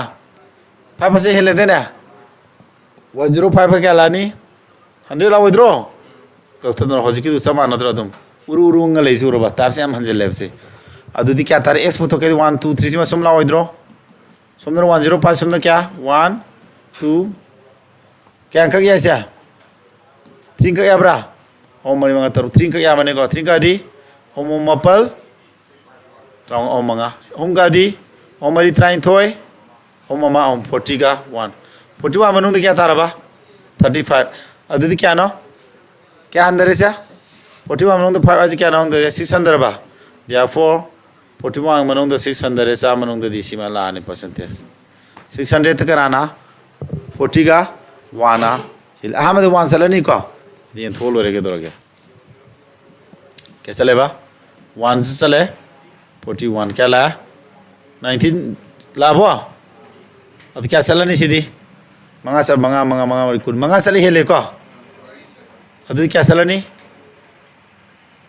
ꯃꯔꯤ ꯆꯠꯂꯣꯏꯗ꯭ꯔꯣ ꯑꯗꯨ 4 ꯆꯠꯂꯅꯤ ꯑꯗꯨꯗꯤ 4 ꯆꯠꯄ ꯍꯥꯏꯗꯤ ꯁꯤ ꯑꯅꯤꯁꯤ ꯂꯥꯜꯂꯦꯀꯣ ꯁꯤꯅꯤ ꯂꯥꯜꯂꯦ 4 ꯆꯠꯂꯅꯤ ꯃꯔꯤ ꯃꯔꯤ ꯃꯔꯤ ꯃꯔꯤ ꯇꯔꯥꯇꯔꯨꯛ ꯀꯌꯥ ꯂꯥꯛꯑꯦ 6 ꯇꯔꯨꯛ ꯇꯔꯦꯠ 26 ꯇꯥꯔꯕ ꯄꯣꯏꯟ ꯀꯥꯔꯒ ꯑꯃꯨꯛ ꯂꯥꯛꯑꯅꯤ 0 ꯀꯌꯥ ꯆꯠ ꯌꯥꯏ ꯁꯤꯗꯤ ꯇꯔꯨꯛ ꯇꯔꯨꯛ ꯇꯔꯨꯛ ꯃꯔꯤ ꯀꯨꯟꯃꯔꯤ 6 ꯆꯠ ꯌꯥꯏꯀꯣ 14.6% very very easy ꯃꯌꯥꯝ ꯒ꯭ꯌꯥꯟ ꯇꯥꯕ꯭ꯔꯣꯁꯦ ꯑꯩꯅ ꯁꯤꯗ ꯁꯥꯟꯅꯔꯤꯕ ꯂꯤꯂꯥꯁꯤ ꯏꯔꯥꯏ ꯂꯥꯏ ꯍꯣꯠꯇ꯭ꯔꯣ ꯁꯤꯕꯨ ꯂꯥꯏꯗꯕ꯭ꯔꯣ ꯁ꯭ꯋꯥꯏꯁꯦ ꯈꯪꯗꯕꯩ ꯂꯨꯔꯝꯕ ꯅꯠꯇ꯭ꯔꯣ ꯁꯤ ꯆꯞ ꯃꯥꯟꯅꯅ सिगा मौंग मानबा अंक होम मरी थंगना थंगना यावरद्रो ग्यान तांगा मबो सी एसएससी ने लोबा सिलेक्शन पोस्ट की फेस 9 की एग्जाम ने बसी को एमटीएस की जो क्वेश्चन हाउ खिबने तो मयाम हाबि आइबो को इमान मानर पोनी ना एमटीएस सी लेबेंदे हनांगबल नतेब अरे को यम वामा माले वाब्रा लेता फसे वाई को इजो अदुइजो पेशेंट खर लेगदौनी को पुंगदोन खर चावद लोक थोंगिदो सिदी क्या तारे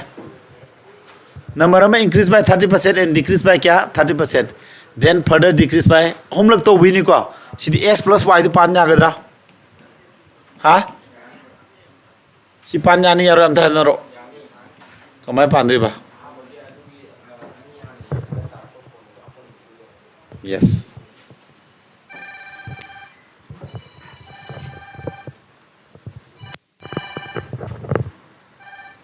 हेलो हेलो ओ आई माले तो यार इधर ओ आई व्हाट्सएप ता आई क्लासिंग आतंग मिनी कुन मुक हेन तौगिने बको ओ पर सीधी सीधी सीधी आमद क्या हेंगली नो 30% हेंगे पजी प्लस सिना ने को मथंग क्या 30% हंदई नत्रो मथंग करी 30% म हंदई नत्रो सुमाइन अहुम थोक लेरे कमाय पानी कसाई फ्रैक्शन दम तोरसे आई को सामे मनुंग क्या नो हंदरी जा 30% के माना गे 3 बाय क्या 10 नत्रो तरा मनुंग दो हेंगलदी क्या माना तरा मनुंग दो हेंगलदी सुमाइ लावद्रो तरा मनुंग के दोबा अहुम हंदई नत्रो तरा मनुंग अहुम हंदई तरा मनुंग दा 7 से तरा मनुंग अहुम हंदई तरा मनुंग क्या 7 अदु मखाजी 1000 लाबा मथना क्या तरे अहुम कुमातो 91 तरेम तरे 637 लाए अदु के नो हाना गिदु क्या होइबा रेसो सारो ओरिजिनल दुना सिनी को ओरिजिनल दुना सी होय मतमना न्यू दुना क्या 637 नत्रो 637 परसेंटेज पाया नमसी साम तानगेदी साम तांगेदी कनाने यंथोकनी 10 यंथोदी साम तारोइद्रो सी 10 यंथोदी क्या तानी 63.7 ताब्रा कना येलिनो सिकी तो खोय 10 येलो परसेंटेज पानु गायना बसी 100 ताना ब 0 अम लौथोके तादी 10 यन तारे 10 सोम यंग्रबिनी सोम जी यंदे यारो दि 63.7 लाने सा मनोंग द सी लाख पासी क्या नो हंदरीजा 64 63 दिगा में हेंगा पर 64 का दो 64 क्या नो 30 का 36.33% ने 36.3 आज क्वाइट नक पद दिसी ले रे डिक्रीज इंक्रीज रो डिक्रीज नत्रो लाइसी डिक्रीज लाकनी सी इंक्रीज या देखो सी अदो सुमाइन होट पे याय को अदु नत बेदा सी फॉर्मुला पान के हरगन के दोतारे 30% अम हेंगत पर 30% अम हंद बजे कई दो है मतम सुपद डिक्रीज लांगने देना असै डिक्रीज लांगने हागी देना कना लाक्ति बा सी स्क्वायर तौने देना अदु कना येंगदबा हने ने लो हदा 9 तारोइद्रो सी डिक्रीज क्या तारेबा 9 9 कना पादु बसा डिक्रीज हादी के लानी 9 डिक्रीज 9 सिना 30 अमु पागदबा सुमाना को अदुदी हंदरमिना के लानी माइनस लानी को डिक्रीज अदु माइनस 9 कना पारने हो माइनस 30 के समय पारो अदुदी s plus y formula Paldi x दी क्या नो माइनस 9 y दी क्या नो माइनस 30 सान मानबा नि पुरिना दोरमिना प्लस लाने दु 9 into 30 समय लाने अदु क्या तारा 0 नि सॉरी 0 क्या कक्तु बा अमका अबा नांगे सिगि क्या तारे 30 का 9 सिना प्लस 10 मपलुंग कुंतरे नत्रो कुंतरेता 10 हेलदी 2.7 तारबा ꯑꯗꯨ ꯁꯤꯅꯤ ꯇꯧꯔꯣ ꯀꯌꯥ ꯇꯥꯔꯦ ꯑꯗꯨꯗꯤ ꯁꯥꯃꯥꯟ 2.7 खादो 2.7 से क्या ना 3 खादो कुछ समान है तो क्या तारा 36.3 तो ताकत क्या ना डिक्रीज ला दो डिक्रीज क्या डिक्रीज इक्वल टू 63 सॉरी 36 है रो यार कोई नक पद्धति 36 लोग यार द्रो सी मना नक पद्धति 36 ना द्रो अदन डिक्रीज सुमाइन होट पर फबरा सुमाइन होट पर फबरा करम मन फाइन मैंने खंजरो करम फाइन हाँ फ्रैक्शन न फबरा सिन फबरा अखोई मेंटली होट ngam ko si ni thore minus 9 la ni mentally होट पदम या si जो दum को अदु करम मन बेटर होगी दु खंजरो को हबा क्वेश्चन लोइ दोरे अनि दंगा सेले मैम लोइ तौसिल लोरमिन लोइ रसि को मेस की क्लास गंसि खरा सांगे समाना बंगा तने आई कैसु बोरिंग चुरो मोइद्रंग खाली को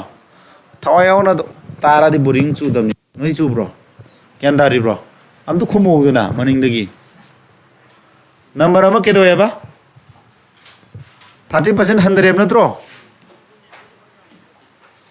30% हंदर या अमन केदो बा increase by 30% plus tapo increase na and further increase by क्या what is the net increase or decrease percentage thamu correct to the nearest integer the phone thamu kwai nakpa mapum daba number the thamu ado hojiki du keno cha 30% am handaba 30% am hingat paje ke do matam chu pada decrease lak tu natro kana 30 square da kana indi ba ani ero kya tar cha 9 det ani eladi 9% decrease la oidro si 9% decrease ke kana am pa dui ba 30 am pa dui natro adu holo si ke dorage adu di x y palo x na minus 9 y na plus 30 puinaro adu di samandra mi si la 30 into 9 kya andi la odro adu kya tar cha 30 de 9 ka do di ka no 20 ka plus 21 natro sidi kathunro mapolong kun tare ta tiene ladi kya ba 2.7 tarbo adu 3 ka do 18.3 tar mani na 21 di 2.7 ka do di 3 win ka do 3 ka do di 18 the point nga sagi 3 do mutab chalo 18.3 ji ke no plus ni na increase natro increase law decrease ade adu di 18.3 ji kana nai 18.3 ke kwen nang mapum ji kana no 18 natro adu ne a ji tarane sina 10 plus 2 combine has ke ni lebengi tier 1 question ne adu manara salidro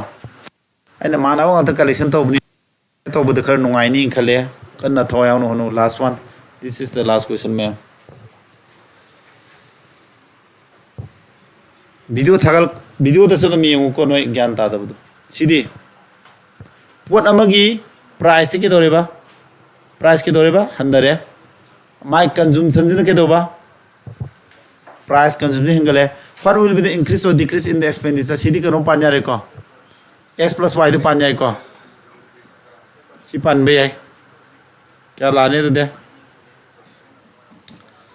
price to 10% handare mina minus 10 sinoro consumption hingale mina plus 20 sinoro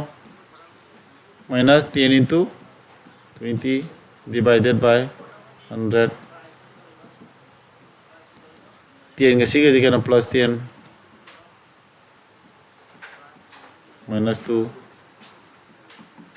kya tara se plus A tarba plus ai thai kya no increase ai natro increase kari 8% natro semana understand to bra sini मैं क्या देखो improve ले बरा क्या कहते हुई MTS की question नतर सी MTS तो मैम हंगे है ना क्वेश्चन लुए नमक ताऊ दो ताइज दे तुम ज्ञान तारानी ने खर खर कलेक्शन तो हुई माने मारा काय ना हंग बताया ने मैम सी ये को सिना मेस की क्लास नेक्स्ट अरे को सी सुमाय तो रे ज्ञान ताऊ को मैम से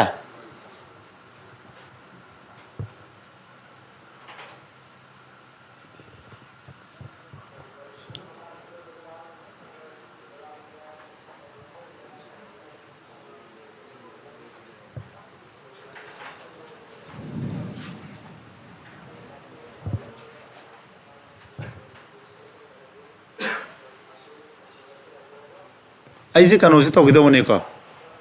ngasi routine English thoe English the vocabulary the focus to the ahan bagi oina di ko aduga grammar kano ga GK ga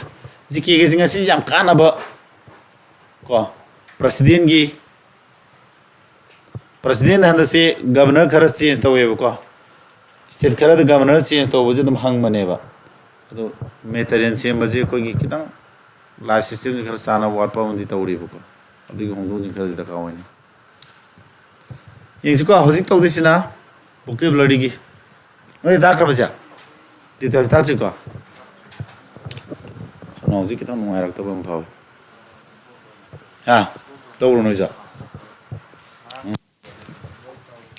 rang khai chalo ba ai to ka sa ja na lumai ya ko si ko pare sai de rang ja khang ira du kya okay good boy mathang di play 7 da mai rani man gi kan ko mudu ni thomai ban ko mudu ye ko se me am ko hoji me am live kambu ko online kambu so yengo se vocabulary de 12 se ma'am amta phadana take vocabulary ka bai panari ke ai vocabulary plan jam ta harake ko aina de 12 ta hori se de 12 si mamangi recorded lai rebo potu di amung taw bai kana de record to amung yenga loire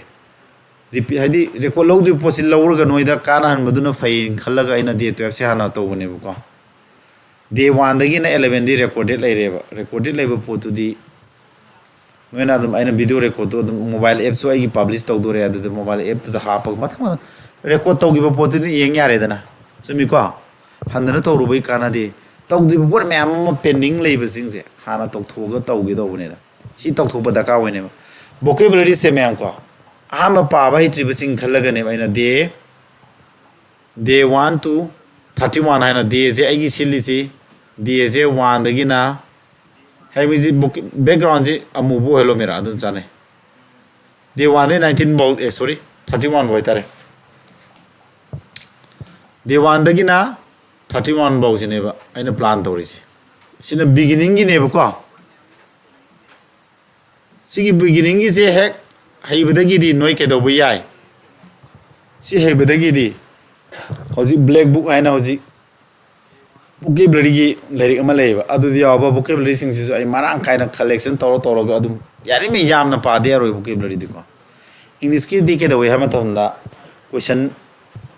80% je 80% habi ai tang kham khari hena tar 60% swai di eta vocabulary di lak toro bane aduna vocabulary hai se ma di khangdra ga di khalla ju thor do phone aduna yam pa ho bu yam phai ko aduna marang kaina bu khona si to bane vocabulary ji ko yare aduna hojik dia tap si take me am waro nu ko pungkham tang yare pungkham ji khango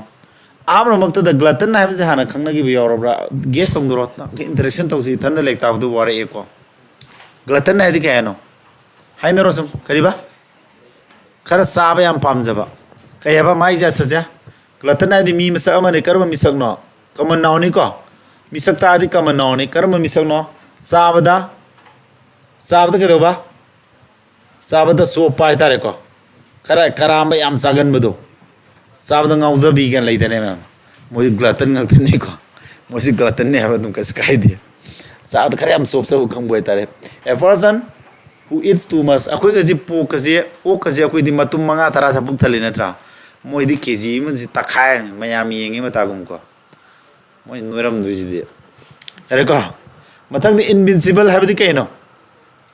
invincible है adjective ni ko mi gi magun phong dok word ne qualifying word ni ko kari haba myam khangbra mai thiba piba ngam da ba khudum san mangam da ba mai thiba piba ngam moi da ba haba ne invincible hai ji yana bra ja aduna kai hai tare sa mai thiba piba ngam loi da ba haba ne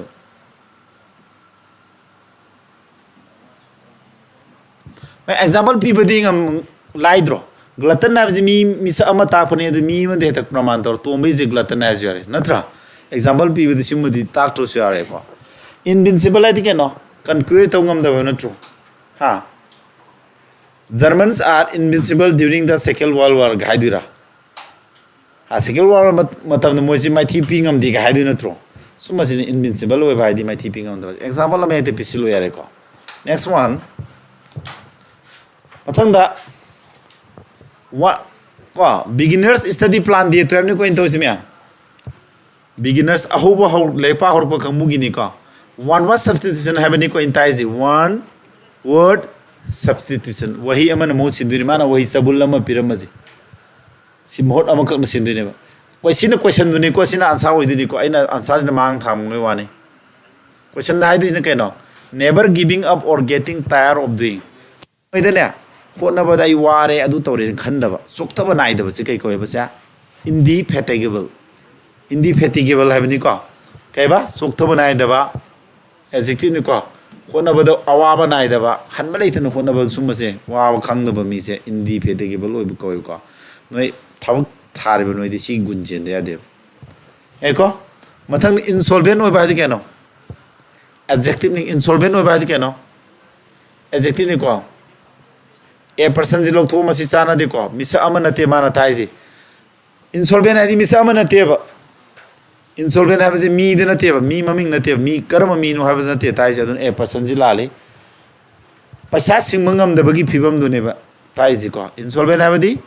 Migi Sandol sing was there, Quang Quairaban singing them was insolvent of go. Have a decaba?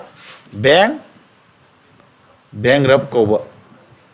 Bankrupt over. I became bankrupt during COVID-19. Go.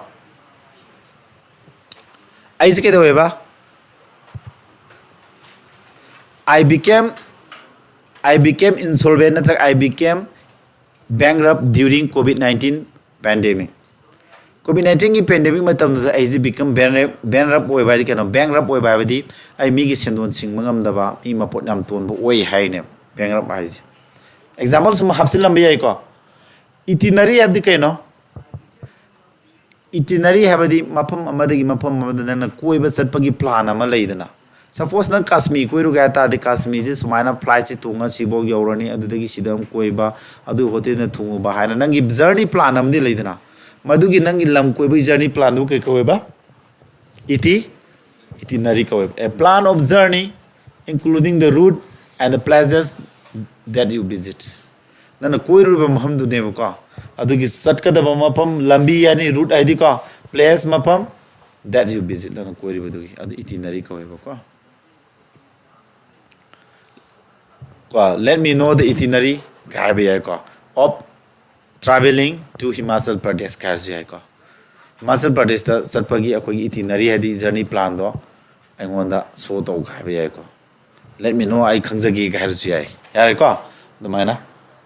Matan examples of Hapsin Matam Zokona Sana Pusilaga.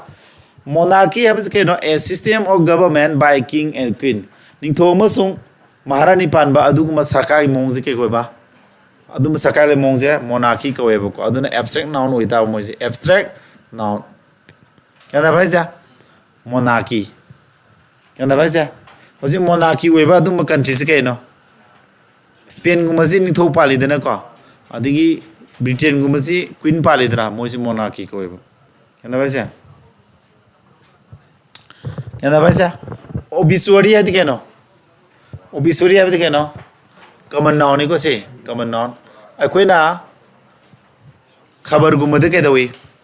me Malay, the Matam notice Kahatra.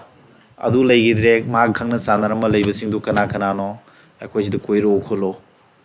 I did Kano Yaro Sora Jawirana by that Quero Colonate. Sora Jawirana. I was the Punica. Me lay drag Quero Gariapatia. Natra, Puying Bibirana, Natraga. Kanagana Kanasana Martin, the Ramina the Kangudro Mamsing, Sinu Messides, the Hackle Tamzaduri, Adulapi, Unabana, Kabada Hapa, Adugi notice to Obisuri as Adugi notice, Satare. Obisuri have the notice name. Can the Reza? Kanaguma Legi the Bagi, Pausian, Natare Pausi, we will notice to never. Understand the icon? Next one idioms like idioms has a never. Idioms give meanings I don't know. Idioms have the Aquimatel on the high target Praman Pante. Wahi Sabulamo Iduni, how way Sabulzia Nagitungan, but Praman Pante, meaning labor. Literary meaning away English the Sumbazika, Adubu, idioms kawe akoina wanga amda praman pathai thela wanga ngadi ha phajaba lon chingidna adu mai tawduna English study idioms thela wanga ngadi phajaba English phajaba sentence kawe at daggers drawn as keno adjective name dagger hai keno thang haijrang ama sid nakani yapa thang am khangidna haijrang du khangi ko aduma thang du neba adu daggers drawn hai keno thang sanaba yabai mong da leba mi yeknara leba ha ne kya da bhai ja hojikan je kai cookie maite ke daggers drawn oidro now at present cookies and maites are at daggers drawn hai dine mo thang sanaba film lai ra yeknara ga dum lai ura ga hatung ma gya film da lai ra ne kya da bhai example na san pisilu ko once in a blue moon hadi karigum mama tawba matamda madu yam ta thokpa karigum thodom thosu madu yam ta na thokpa sike dora if something happens very rarely ko madu ke koiba once in a blue moon hai ne at baki mong the use tawi matang sido ko yam tang na ai ma yam tang na une hadi ke do I meet her once in a blue moon once in blue moon I meet her once in blue moon haidune ko yam tang na unai haidune sumana he ko sumana example piba tamu kesu yam ludam ni ko khoi ka gon maji kaino haibra kaino khamro me synonym khoi ka gon ngani antonym khoi ka gon ngani one word substitution idioms ka goloi spelling yam ka gon ngani bu ko direct spelling ji you have panni ne yadav ne bite of kaya padun se bite of more than one can sew hadi kaino saiba hai na mana saiba ngam gadabi sang dagi hen sikchillaga tab sikaga thambudo saiba na khidang ngam gadaba sikpana mayam sikchilla thamma ji kaino bite of more than one can sew hai ba koi ko side haning is athar ji kaino matam mana puba thangba ngam moidaba mana perform to bangam moido thau myam mana pasin ba hai bane yanda bra to take more than one can deal with to take on a task too big for oneself masana tawbuda yam lum jagada wada thok myam paikhat pa haibane ba myam gyan tabiri ko patan the court red handed adi keno court red handed keno kana um pha ba je quran ma ji tawringi da mit mang mak tu ura pha court red handed ko we kanda ba ja I caught the prize keno cat sabe dia dabra yai ko cats ki pass form ni ko b2 form ni ko court hai ja court red handed adi keno phabadu ne ba adu ke do ba bab ne ko to catch someone doing something illegal adi aini adaba kai gum tori gan phab ha ne ko the police caught him at red handed ko the police caught him red handed ai the yet hai adi ko the police caught him red handed ai tar sumana the police caught the thief red handed hagada sumana ko red handed police na horan badu ke do ba to am dum tori ngi phai hai dini sumaji ko sumana example pi badu dinu jo haini khale ko next one ma'am mathana kari cause an arm and a leg hai ke no cause hai di kari gum maman oi badu kari gum mama gi value natra mamal oi badu ne kari an arm hai di pamo mama leg adi ke no khongama ga pamoma gi maman chang ji oijaba adudi khongama su khod da si di akoi mi bada tang na pan ba pat amom ta palak ko pon natro adudi yam tang ba hari ni sinta phud ke ba very expensive adi ke ba yam costly oibado yam tang ba ji expensive oiba costly oiba chama nei ko adjective ni yam tang ba hai ne kya da ba ja yam tang ba kari gum po sama samna car haro ne yam tang the kaida this car costs an arm and a leg costs an arm and a leg sidai en ji sigi spelling masam sori ko and hagadam ni and a leg hagadam ko mathang da cry over kari spelling sori se jo spill habi ke no spill lagi lak pa ne ko smai igidam ni b3 ni ko b3 kanadai lakpa spill hai de ke no spill lagi laga spill spilt spill hai de ke no sangong maji ke doi me lon ma matam da spill hai ba yathadi akhoi na ising lummo natraga sangong lon matam da पात्रदुगी मथक्तगी बुरुमुंग सोर पाथोगा सटखिब यावब्रा अदु पाथोपदु के कोई spill दव कोई को spill लाइबदी पाथोखि भाबनेबा याको B2 यार खुशा अदुना अदुदी cry over spill milk हादि केनो पाथोक्रब संगी दमक कप्प निंगाय तो भाबन नत्रो अदुदी कानाबा फंगिद्रो मया फंगरो अदुना तापदि कैनो मा हानिंगिसा ओइ रोइदबा पोता सम कंप्लेन तौर लेबदुने निंगाय तौर लेबा आइदि वाकल लेबदु complain about in laws from the past हौगिबगी मांगिबा मगी सम कंप्लेन नत्रे हगना ओब्लिक पिरिजि सिजु आंसर होबे याय सोमजु याय को to regret about that which can not be rectified सुमथोपंग दबा अमगी दमकता निंगाय तौदना केदोबा वारा लेबदु रिग्रेट आइदि वखल वारा लेबदु about that which can not be rectified rectified केनो सुमथोपा सुमथोपा यारोइदबा हौग्रबा पोट अमगी दमकता सुमना अखोइना कंप्लेन तौ लै तारगे मदु केदोबा don't cry over spill milk हाइदुने सो अखोइना सि प्रमाण पंथै को प्रमाण प्रमाण हापा वांगाम सिनदुनि को सुमजिंजु को मतलब इन हाई स्पिरिट साइड केनो इन हाई स्पिरिट्स यामना केनो फुल ऑफ कइबा hope and enthusiasm and joyful way भाबने यामना केदोबा जॉयफुल हाइदि केनो ओब्लिक पिरि से अनिमक आंसा ओइ बिया केनो यामना हराव तयाम हमनत्रो यामना केदोबा हराव तयामबा हाबदि आसाना पिकथल लेबदो हाइदि वखन नुंगायबा अदुमन पिकथल आई एम फुल ऑफ कइबा I am in high spirits nowadays I am in high spirits nowadays हाबदि हौजिकान जे आइजे यामना आसा यामना सौबा वखन याम नुंगायबा अदुनेबको याउइदर कोइ पुनसिदि कइगुंगा वखन याम नुंगायबा मतमसो अदु हाइदिने I am in high spirits nowadays हौजिकान जे हाइदिनेबको अदु full of hope and enthusiasm को अथा ग्लूमी है क्या सिनोनिम लाए सिनोनिम ग्लूमी है क्या अखोदा ग्लूमी है माइथोंग मक्सिनबा आसागा यावदबसे होपलेस होइबसे ग्लूमी है कईबा आसागा यावदबा होप यावदबसे होप यावदबसे कई कौवेबा होप यावदबसे ग्लूमी गा हाइबको अदुगा मंगाल धारगा लाइट धारगा अखोगी खरा मुसी मुसी गामजे कईबा ग्लूमी दुम हाइनेबको दल हाइजे केनो दल हाइदि बोरिंग सुबा लाइक तापसे तने मंदे करिम तौनिंगबा हाइनिंगबा पोक्तबसे दल होइबा कौइको अदुगा मंगानदसु याम ब्राइट ओइदबसे लाइट असु मजु दल होइबको दल लाइट डोंट रीड लाइट काइदि मंगानदा पानो अंडरस्टैंड होइको अदुना मोइसि एडजेक्टिव वाक्तनिको मथंग सि मेनस हाइन पानिको मेनस नत्रगा नुइसेंस हाबदि अखोगी नाउनेबा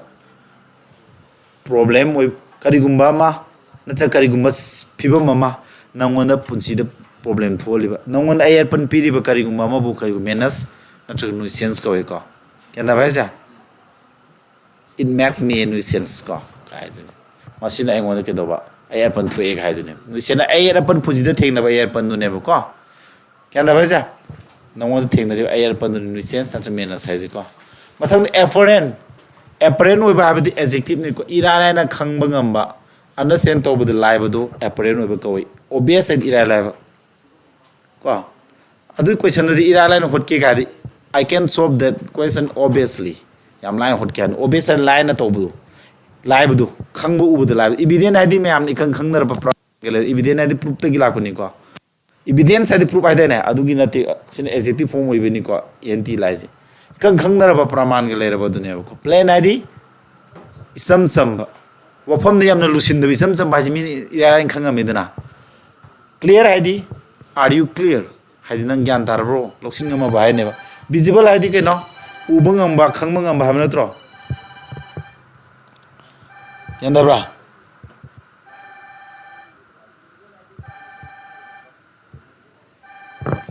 mathangdi opposite adi no adjective ni ko suna bha ne kari gumba phibam mama da sana appropriate habdo yaure ko appropriate yaure jeresta appropriate ke no kari gumba situation nama da suna boiba kariba sanaba oiba haitare ko phibam mamada sanaba oiriba habane ko appropriate sanariba suitable sanaba befitting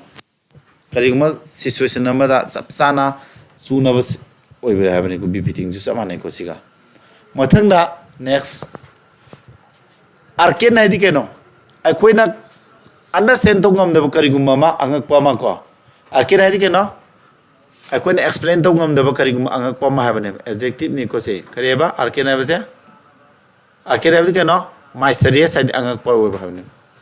that something that we cannot explain ai ko explain to ngam da kari gum ma kai ko ba arcane ko we ko secret hai di aron boy ba hidden hai di ke no ha losil laga leiba ko ni khang ngam da ba je hidden ko we conceal hai di ke no khumjil laga leiba losin ba ha ni ko si sama nei ko covert no khangan na tumina to covert operation sido covert operation na mataw hadi sipai sing na ke do tara adu tumina laga tumina so so to ni khangan laga hana prior information pi do bana ta ba covert ai overt araga na phone na to boy du ni ko overt ai di onna teina ba da magi ko aduna ke do rasa adjective ma ta ni arcane ai nga alli ba akoina understand to ngam da ba akoina anga poli ba ni arduous hai di ke na adjective hona bada yamna effort yamna sangadaba irana na ngamoidaba effort yam sangadaba lot of energy sangadaba adumudu arduous oiba koi ko samna have the preparing for civil service examination is arduous oiba di keno might prepare to bose yam effort sangbu oi high ne ko difficult lu ba hare jaduna strenuous have di sig samana strenuous have di labor yam sangadaba hona ba yam sangadaba have ne ko hard id ngarang exam question kamai to gi ha de hard oi ga ke no ira lai de du ba ha ne ko laborious oi ke no khona ba natro labor ai di tha da ba ko energy tha da na kari mo kun effort ama tha da du natro laborious oi ba di ke effort yam sang boy ha ne si sama na ko mathal articulate oi ba di ke no ngang sak pa yam na hi sing ma mi se give of gap lai bu give of gap ai di ke no give of gap ai di ngang sak pa yam hai ba ha ne so give of gap se yam lai ba ko ngam sa puya mahi ba ni distinct id top top mayam dagi top top ha bese adu quality da mayam dagi sida articulate haji mayam da thudu ne gunjen badu ni min tor aduna ne mana distinct top top mayam dagi haji elongate abati sum makha sang da ba lengden oi ba ne sidi chana de ko fluent abati ke no fluent am da fluent ke no he is very fluent in english sadi ke no english am na ngang ba pazana hai hai ne ko communicative abati ke no communicative abati ke no communicative e pau yang phau na ba hai ba ne yan da ba ja e pau phau na ba da yam expert oi ba hai ba ne si mathang miserable hai ba ke no yam na awaba phibam punsi de theng na ba awaba phibam miserable hai di awaba phibam adjective ni ko miserable hai di awaba phibam cheerful hai ba ke no harau tayama nungai pha ba hai ba ne ko nungai boi bu du ko sogi abdi soso lawraga yam haina da budu jaga ji soso lawraga isa hangoi bo la ko yam haina da bje sogi we ba kawe akoi hoji lainang ga tho leidar nung suraga adu sogi we ba kaw duine soso lawraga isa haina roi duine ba ko yam tugu sab hangoi ba mus pok je sogi we ba kawe dry dik kangang lawba ikang kang bse ko mathang over I think sai yaure over I think no over I di phong no to ba no tro adu ma gi di opposite kariba covert hai gi du ngasai adu i gida covert option be ko hidden losila leiba conceal losin ba ambiguous sabadi ai khoin ira line understand to gam da ba manung da athama fumagal thamma je ambiguous ba hai dai ne mya aduna kari hai ne si covert option be ai ko overt ki opposite one ai khoin to ji antonym yorome ai palamdre antonym ni ko meaning ona taina ba idu ba miserable habadi ke no punsi gi akoina thingnari ba awa I am living a miserable life ai ji kai hai no I am living a miserable life I think no I ji karam awab punsi ma di hingi hai du ne miserable life hai ji cheerful ai na harau te amba sogi ya na so so lawraga yam haina da ba oi dai na kang ba over I di to ba hidden losin ba conceal mi khangan na losin ba kwa ambiguous I di aseng ma khangan da ba meaningless ani long ba gyan tan mangam da ba ambiguous oi ba kawe covert I ji spelling langre covert si ka no C O B E R T ni ko di phone kai ba lona to bu covert operation ga hai du example da ko positive ba di wat pa do darkar oi ba sang yau da ba kai ba darkar oi ba sang do darkar oi ba sang kai do ba yau da ba hai du ne ba abundance marang kai ba amplitude ba di sang yam ba ko plenty marang kai ba hai du ne si large ne sai ba ne ko magi meaning je sau sang ba anyam bu ne ba large oi bu amplitude ha ba traje largeness ka mane ba kya nai ko se mathang मैं ज्ञान तारीब कमाई दोगे अठसिबो खरा तुम पागदो प्रेडिलेक्शन है if you प्रेडिलेक्शन है करीगुम नंग प्रेडिलेक्शन थमतारगदी मधु नंग याम थीना पामे है प्रेडिलेक्शन है कनो याम कन्ना पामजी प्रेडिलेक्शन कौए का याम कन्ना नावने को प्रेडिलेक्शन ने याम हेना पामदो याम हेना पामसिन मधुनेब नंग प्रेडिलेक्शन है को याद रहा याम हेना पामसिन मधुनेब डिसलाइक है क्या है तारा पामदब एवर्सन है करीगुम याम कन्ना यानिंगदब डिसलाइक तौबदो अदु फीलिंग दो एवर्सन कौए कनागुमदे ओबे याय करीगुम ममदे ओबे याय मदु याम कन्ना पामद पुनिंग उल नंगोद फाव पुनिंग उल एवर्सन कौए इनमिटी है केनो मीगा येगना खोना तौबसे इनमिटी ओबे कौए येगना बाजी पामद्रबने नत्रो मथंग रिपल्सिव है कनो पुनिंग चिंगथोकपा एट्रैक्शन लेतबा खोइदाबा पुनिंग न पाम पोक्तबसे रिपल्सिव ओबे कौए को मी सुमत यावदबा अदुना एट्रैक्टिव है मी सुमतुनी पुनिंग चिंगसिंदुनी प्लीजिंग है पेलन फाउंदुनी इनोकोस है कनो इनोकोस है कनो हार्मलेस होइबा अखोइदा हार्मफुल होइदबा अखोइदा एयर पंथोनिंगा होइदबा हार्मलेस होइबा हाबनिको हार्मलेस अदुना हार्मलेस होइबा हाबसिदि के दौतारे ऑपोजिट निको हार्मलेस होइबा हाबसिदि मीन अट्रैक्ट तौदि पामोइद्रो मिंगोंदा खोदोंग थिंगोंदा हार्मलेस होइबा हाबसिदि पामनदुइनी अदुना रिपल्सिव की ऑपोजिट होइरे रिवील हाबदि कनो अरोना तुपा हाइदोकपसि अरोन हाइदोप सिक्रेट से मिंगों ताकथोपजे रिवील कौको मागी ऑपोजिट हाइट लोसिनबा कंसील लोसिनबा बेल है करीगुम कुपसिनबजे मुस्लिम जी मोई ममाइद कई कुपसिले फी कुपसिंद्रा बेल कौई बस खंगीको मथंग मैम स्पेलिंग लाए मैम लोदरे को सौतंगाइसले मैम वारोना सौतंगाइसले क्या से स्पेलिंग क्या है select the correctly spell word कैनो सी डायरेक्ट क्वेश्चन निको मैं मैंने हजिक नईनरी से एसएससी जीडी 2019 दा हंगीबा डायरेक्ट क्वेश्चन निको सी हजिक की अइना ममांग ताकिबदुसु को अहानबगी अनी नि दो सी सिदा नईनरी अहानबगी मिजरेबल ग सोगी गे से 2019 की एसएससी जीडी क्वेश्चन नि अइना 2019 मतम एसएससी जीडी की 2019 जे सी मतम स्वाइदा आइना याम कन्ना छात्र सिंग दमक त वोकेबुलरी इंप्रूव होइना थवैन सेंगी बनि कुइरद्रसा सही मंगा तरुक की ममांग सेंगी मेथरे न याम थेना छात्र सिंग दमक त स्पेशल मेथरे सेमजगी बदुने बाई को से सिकेदरा बेगर है बनि को सिद कई है नो करेक्टली स्पेल वर्ड है दिनो स्पेलिंग के दो खलवा नो क्या तारे है दे वाबो माले दे मैम जे बेगर सालो उरा बेगर को नंबर बीजी बेगर नहीं को बेगर है दिखाई बा बेगर है दिखाई क्या सकनी बमी हमनी को सिनेमा बेगर है दिखाई ना हाँ सकनी बा क्या महीने हमारे जो थोड़ी अदुम मुन्ना तारा में मादी बेगर है दी नाउन कमन नाउन सकनी मी मथंग दा करेक्टली स्पेल वर्ड सीधे दी इमीडिएट है दिखाई ना हाँ इमीडिएट है दिखाई ना एडजेक्टिव खुदक तो immediate action है दिखे ना खुद तो एक्शन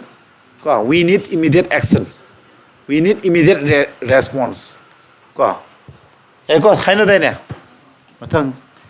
जो सिन स्पेलिंग की मैम स्पेलिंग की कमाई पाई नोई खंब्रो स्पेलिंग पाना बदे मंत्र में है को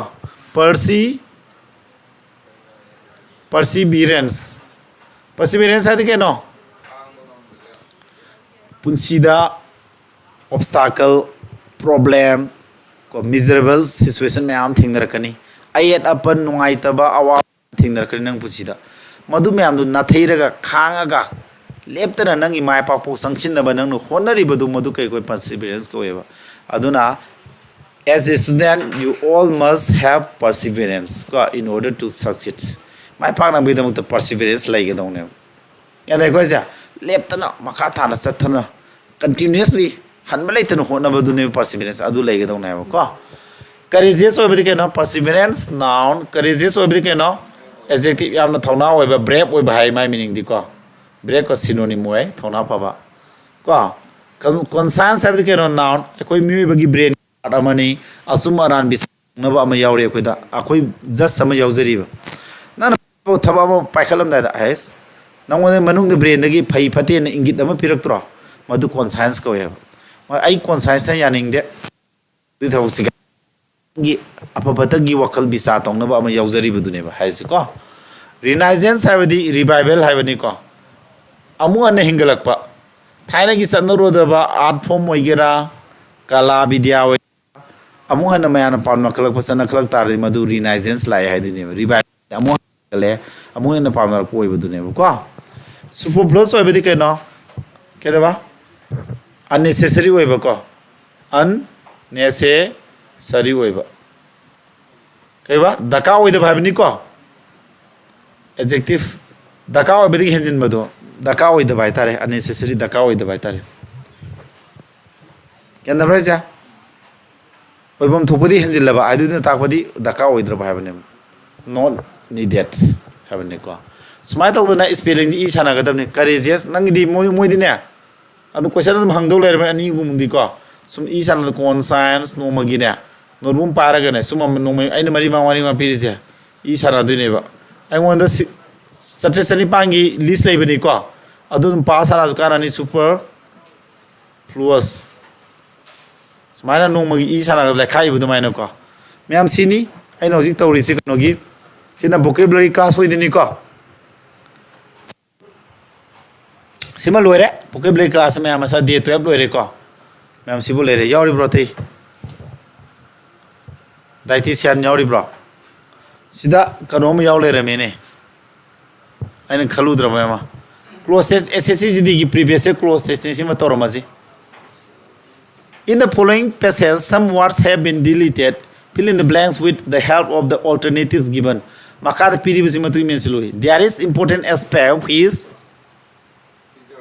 which deserves a mention in any discussion of the deserves as sana ni ko there is important aspect ma'am na khangnaba masak habani ko which deserves matisab a mention pan matisab in any discussion of the kaiba future of Indian theater ki matang do ko kedoba pan matisab aspect amalai haiduni it is the kari it is the Atau sini kari number 2 kisi kai no it is the kariba harit aidura express aidura rapid aidi thu ba aiduni it is the rapid development of the cinema as a competitor for rapid asana do malai ko harit aidi thu ba ta ba express adu phung do pa pro mai badi ke do ba khudak ki oi ba habani ko adu rapid sina sanai ko it is the rapid development of the cinema as a competitor for tuna sakala kudu cinema gi ko as a competitor for haraga as a competitor for option number 3 kai mendu ba of the cinema as a competitor for fame natraga popularity as a competitor for popularity among people as a competitor for popularity among people miya marta kedoba popularity talak pagi habni ko there is important aspect which deserves a mention ngasai deserve men gre ko pan mathematics sama ma lai hani which deserves ko which deserves a mention in any discussion of the future of Indian theater India ki theater habni ko it is the rapid development of the cinema as a competitor for the popularity among people in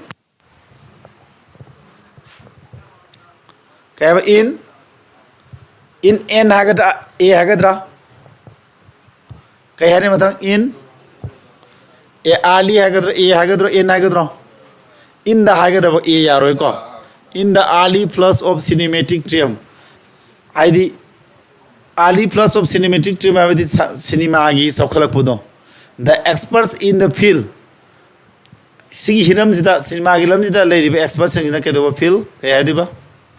wona tra halaji ko predicted the extinction of the theater predicted ta kari predicted aiga duira calculate adi hot pa predicted tung da kari guma ora kari ta ko predicted sana ni ko the extinction of the theater have the ko gi kariba theater ai ke na film nung upam khutpam jini ko theater ai de ko usa hol ga theater amana ko makoi mu musila kani ha ba je moina predict to budu ne bhari je a se makuk de hal je there is important aspect which deserves mention in any discussion of the future of Indian theatre. Indian theatre gi tungi future magi tungi lebak sigi matang sin nahi neba matamda pan bada matik saba amal lai hai ni aspect idea ko khangna ba masa amadi lai madu kaino ada it is the kaiba tuna cinema sina chokhalak podu neba tuna cinema hall duni ko cinema hai ji kaino film duna te ko utpham duneba rapid development of cinema as a competitor for popularity among people kedo rapid development in the miya marakta popularity thuna lekhalak paje zara sakhalak paje ko among people in kariba in the early flush of cinematic dream cinema asinang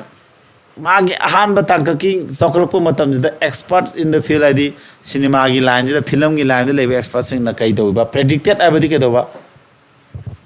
predicted tung the kayum tholakani na लेथोकपदो तुंग कयुम थोलक यायना मोइना हाइबदुने predicted आइज को the extension of the theatre जी मुसिलकपगी मतंगदा हाइ हेबनेबको थिएटर जी केदो हस्कान मुसिलकप्रा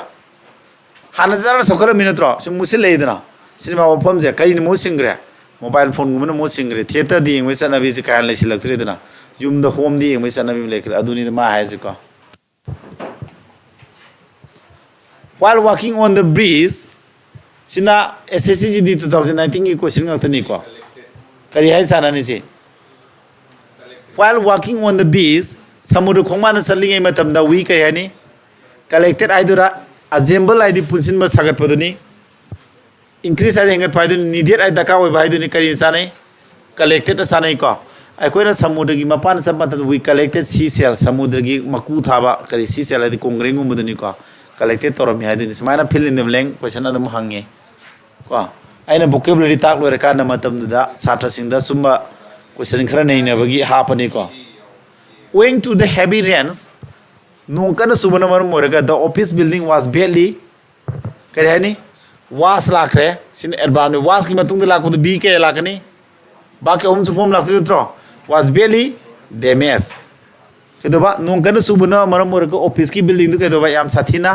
akaya to thui hai dune sumaina mathang di si kai sana ne am dai no ne online ka muji tumin legre ki paita em harak te moi di so gaya kya tungra ba hangra isu kai ma haidre he was back side samam na budune ba karba backs the behavior of his daughter kai dai ni back se kai hai ni back side samam na ba habni ko appropriate preposition oiduni ko kai hai ni sidi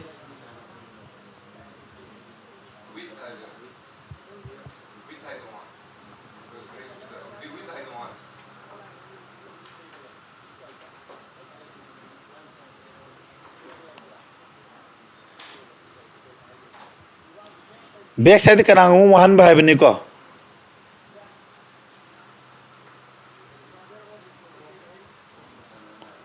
back side to annoy or worry sab kanang mo han ba habni ko adu ke do he was backs the behavior of on the behavior backs on haidura with backs from for disana dik with natrak on sana backs with the behavior of his mas ke do wakhan wa boy haidune ba kai de wa boy duiba kanagi mai masanu pigi behavior du haidune kai ne sana duino sini ko mangond karma preposition in ge de yeng tabni ko with sana duira dictionary de diaw de ko backs nge akon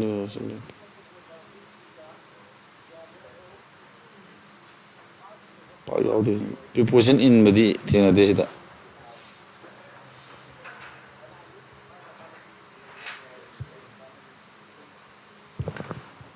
by in mazi yawi ko matang madadi ko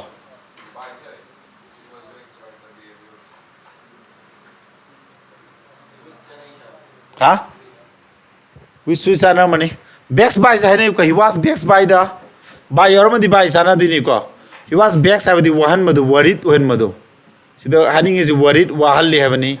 by the behavior of his daughter haidine ba adu ke hani adu with sina sana ni ko backs with sumai haro mathangdi he kare hadiba himself from taking sugary foods mana chini yoba sinjak te kedo na restricted abadi section jabu chini yoba sinjak te mana kedo lapthuk sab section jabu ne ko yana mai he restricted himself from taking sugary foods restricted abisen sana ni ko mya bobi lukram with sume ko yare mathangdi lore ko mya sumai lore adu ngasi gi di ko ai uti ulamage jike sin uti class tong ne ba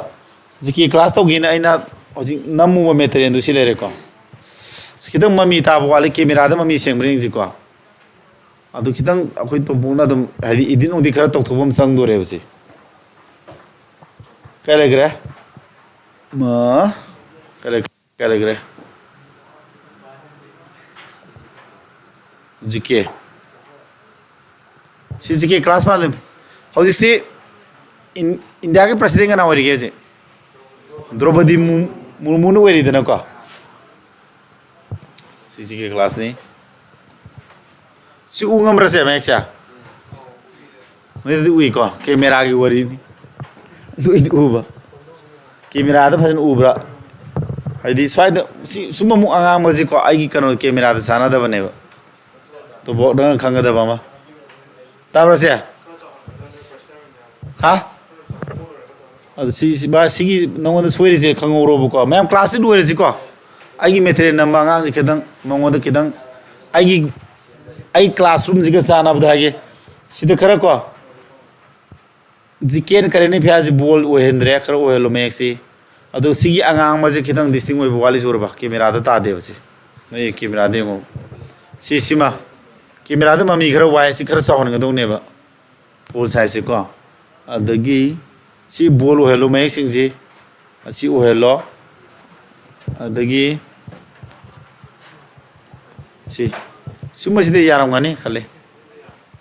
ko president of India Draupadi Murmu appointed mana 13 governor from the khalle ba ko yana raja aduga governor from the khando khanjin state kharagi state amagi governor waramaduna tokthoga topa madam oiruba top state ta sumagi list sama si list ne mai ne collection tawrisi adu governor haibasi kanana khali president na khali governor sin mana resign tawge hadi kanada pisili president na pisin tare ko adu maji sahi kya na thok tawdisia governor ji sahi manga thok tawdini maji president any time thang thok pi yai ko adu maga mani lene ba article kya no article 153 article 153 has ke no state khuding governor ama legedabani se article 153 na hai asina singba governor gi mari lene ba karo do ne nga si tawgi khali class e adu nga sai gi nammi ba se engonda si thong phone sai se khara dum chaholo yare me ko yare me chahol nga da mai thor ka na si kan do dana ba ko si ukan si camera noi na di ubadi noi adu online ubadi na ta online video record to ngana camera se than nga da ko isang distinct oi bo wat pu ko ba kale background jima amu bo hela ji mera background jima amu bo helo ko ma'am करो तो से सरंग जिकी गिदो PDF थाबिरो थाबिरके PDF तद make सेंगने दम आई WhatsApp group तो थारके अदुगा हयेंग when तौगे C class को आई नमी बा मेथरे जे किदं नोजि उबो वाय हाजि सना थोइ मोय आई सा ममांग क्लास रेकॉर्ड लोगी तोर मने यागिद्रे अदु किदं अखोय नोय ने सावया दे को ऑफिस स्टाफ से अखोय अनो बोय बनि नम मा खुलोइद्रि बा हाना गिदुना मैथ्स का इंग्लिश का नमल ले अदुगा हंद किजना जिके गा रीजनिंग नमगा दौने मेथरे नमजी am daka oi bai gi sumaina sida thola ta ko khar khuloi dribene me amoro ya de ko yare nga sigi di class lu sila je adu pdf tharakani ta ke be class note ngasi mes class to gi be class note adagi english ki pdf video record loi tharakani ko pare adu ai mobile app ji am thu bi da yara ni ai kan taksil li ko september first week haina gi bini adu malo sila ga di video nong du adu marang kaina matang flow na ko red ibazi udi ayen hai ai nga sai du ne red ubazi dum change thola ke me angkoi kan tor ke ko mana mangonda hijada soi bakar yaw ji wadum chu thola ke ka sulu banate ko ai gi ka gi light system ji ka khar chana ba potu mangonda khar hai bi rage pare ko me asigi di offline kang mu sungai like kang mu sungai ai noi khar phambai ne online class to jam bit lai ta bane bai di noi phama me noi de focus tor ta ko mu ju ta jare dana ꯑꯗ ꯃꯣꯏꯅ response ꯇꯧꯔꯒ ꯏꯊꯟꯗ ꯋꯥ ꯉꯥꯡꯕꯗꯣ ꯋꯥꯔꯀꯥꯟꯗꯀꯣ ꯅꯣꯏ ꯑꯃ ꯂꯩꯔꯤ ꯍꯥꯏꯕꯒꯤꯅꯦ ꯑꯩ ꯕꯤꯠ ꯂꯩꯔꯤꯁꯦ ꯀꯣ ꯐꯔꯦ ꯐꯔꯦ ꯂꯣꯏꯁꯤꯜꯂꯣ ꯃꯌꯥꯝ ꯉꯁꯤꯗꯤꯀꯣ मैम लाइव क्लास कमु यारे को मेरा कमाई कैसे तो वैसे की जा ये नहीं स्ट्रीम तो देना